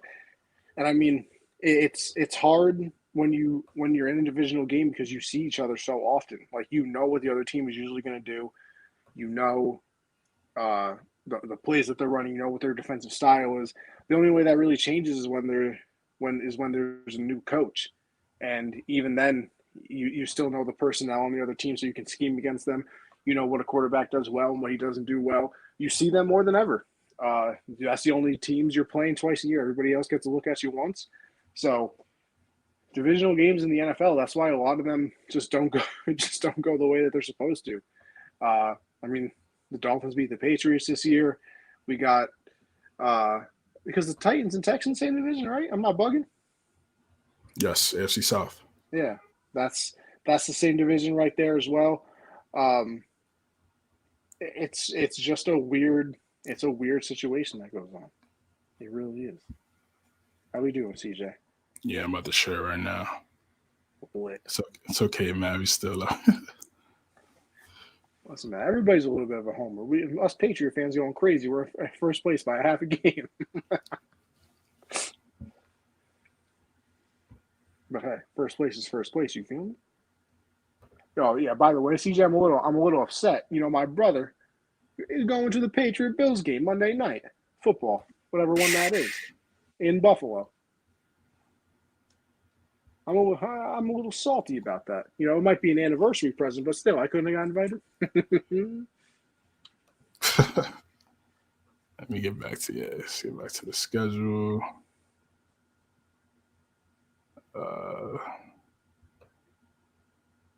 Not as crazy as CJ when the Knicks made the playoffs last year. Yo, CJ, what were your reactions when they made the playoffs last year? You pumped or what? Yeah, it's definitely hype, bro. But they're doing okay now. Yeah, Weston got the bag and started playing a little choppy. You feel me? I don't know what that's about. Yo, you can see the screen, the schedule? I can. We're all good. All right. So we got Carolina against Miami. I think this is going to be a closer game than what people may expect. Who you got? I don't. I got Carolina easy. Okay. All right. I'm going with. I'm gonna go with the Panthers, but I think it is gonna be a close game. It's in Miami. They've been playing pretty solid last few weeks, especially on defense. But I think Cam and those guys, they want to make that playoff push. They got to get that dub. Tennessee against the Patriots. I mean, call me biased, but rolling with the Pats. Connie and I rolling with the Pats every week. AFC North showdown. We got the Steelers and the Bengals. Who you got? Give me the Bengals in this one. I know the Steelers just scored a lot of points, but I just don't feel like their offense can do that every week. I guess Minka Fitzpatrick should be back. I know he's on the COVID list, but I would assume he should be back maybe. But if not, that's even just a bigger reason to pick Cincinnati. But I'm going with them no matter what. Yeah, I'm. If Watt and Fitzpatrick are back, those are big time additions back to that defense. Yeah, big time. And I just don't. Sometimes the Bengals, they look good, and then other moments, they fall flat. This is a divisional game. I'm gonna go with the Bengals. I'm gonna go with the Bengals in a close one. Falcons, Jacksonville. Whew. Give me Jacksonville. Really? Yeah. See, you and Josh did the same thing. I'm going with the Falcons again, I guess. I don't know. I don't know why we're falling in love with Jacksonville now, huh? I mean, it's not an easy pick. I'll put it that way. But maybe I'm just going off of what New England did to them last week. True. I think is Ridley coming back. I think he might be coming back. If he comes back, that may change some things. I heard something. I saw Adam Schefter tweet something about Ridley earlier today. That mental baby. Yeah, 100%. But I'm gonna still go with the Jags as it stands today. We got the Chargers and the Broncos. I'm rolling with the Chargers, even though it's on the road, high altitude. I think they run the football, and I think they get it done in a close game. Who you got? I can agree with you. I got the Chargers in this one too. All right. We got the Rams and the Packers. On paper, it looks like a really good game. I'm rolling with. Which means it's going to be awful. You know that, right? Yeah, this usually how it's been going down lately this season. I'm going with Green Bay. Got an LA team going to Wisconsin. Yeah, I'm going with Green Bay. I'm going to go with the Rams. In November? Sheesh. I'm going to go with the Rams. I know. But coming off a bye week, they had just got embarrassed by the Titans. I think. No, or was it the Niners? No, the Niners. The Niners, right, yeah. And the Titans. True. Coming off a bye, they'll have Odell more involved in the offense. Give me the Rams here. Matt loves big statement game. You feel me? Big statement game. That'd definitely be a statement game. Matt loves the Green Bay energy. Respect. Odell breakout game. Oh, let me show that for the guys, for the viewers. Odell breakout game.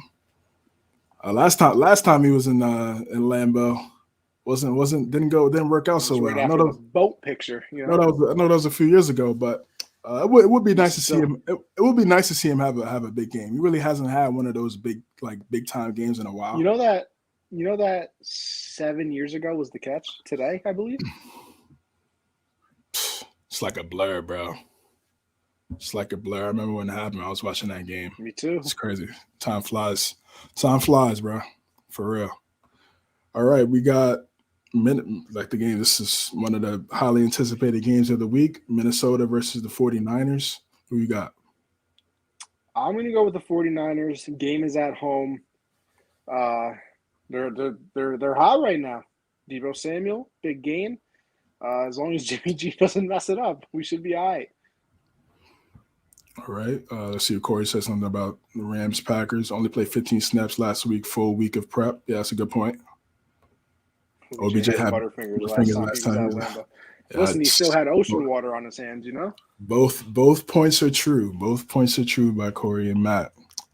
P.S. Jimmy, porn star Jimmy for the win. So you're going, I mean, of course, you got to say that because of the divisional. I get it. I'm going with, it's at Levi Stadium. I was about to say Candlestick. It's at Levi Stadium. This is a good game, man. Who do I trust? I'm gonna go with the 49ers. I'm gonna go with the 49ers, man. I think the defense is coming along well.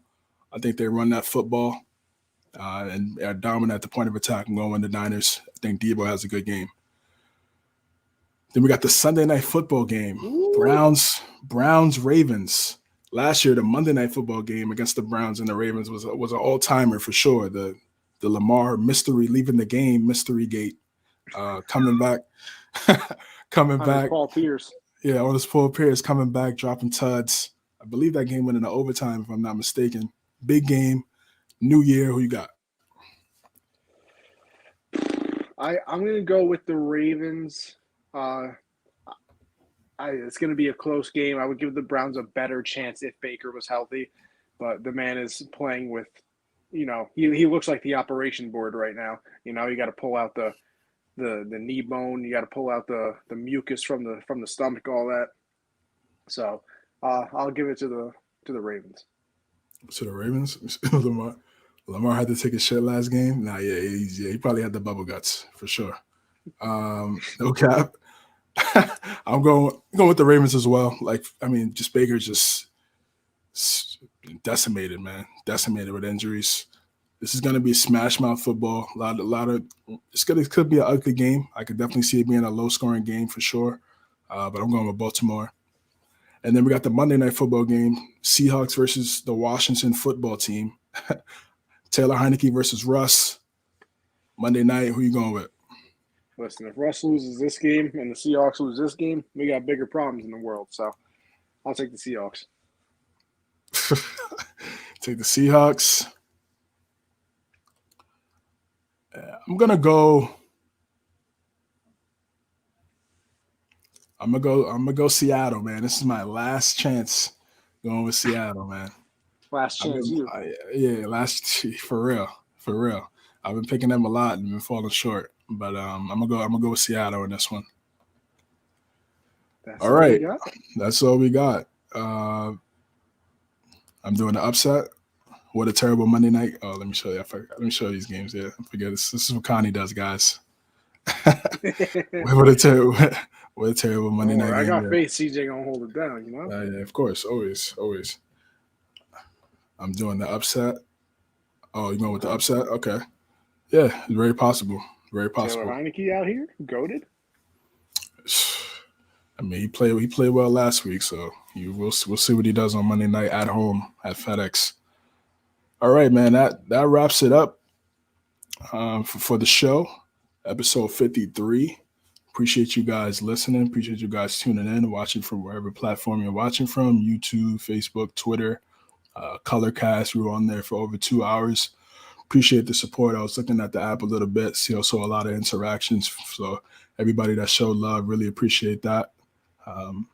You can find me on Twitter at cjames9_. Great show, guys. Appreciate you, bro. Thank you for stopping by. Always putting in your input. Really appreciate it. Corey as well. Logan. I appreciate you guys tuning in. Again, you can find me on Twitter at cjames9_. IG cj.james9. On Instagram, Guard Up Pod. I'm also starting a new Patriots podcast coming out this week called the Forever New England Podcast, covering all things Patriots. Make sure to check that out. Definitely be promoting that on all my socials.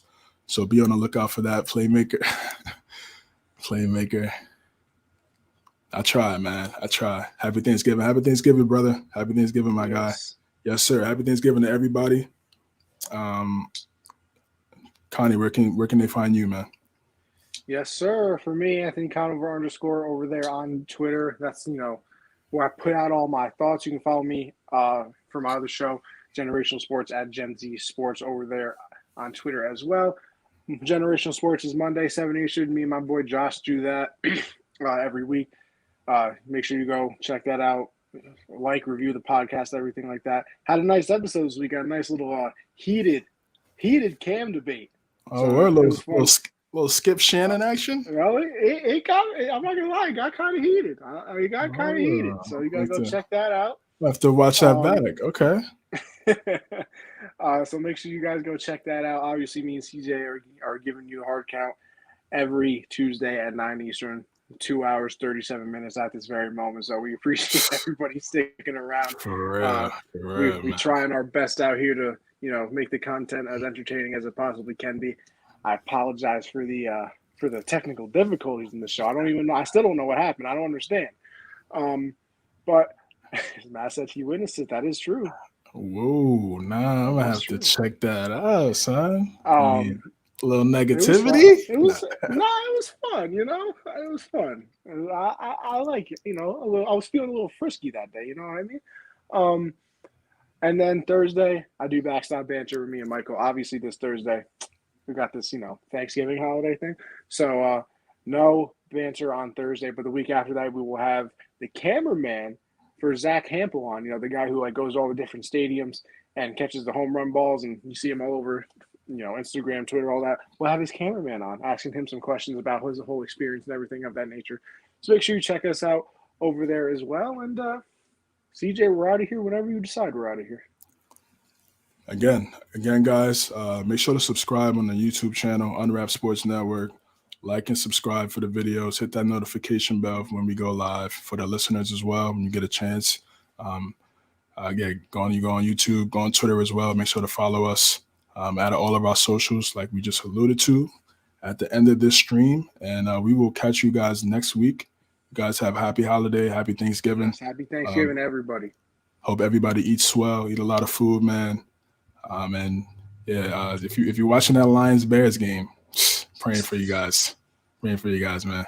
All right, guys, that ends it. You guys, catch you in the next one.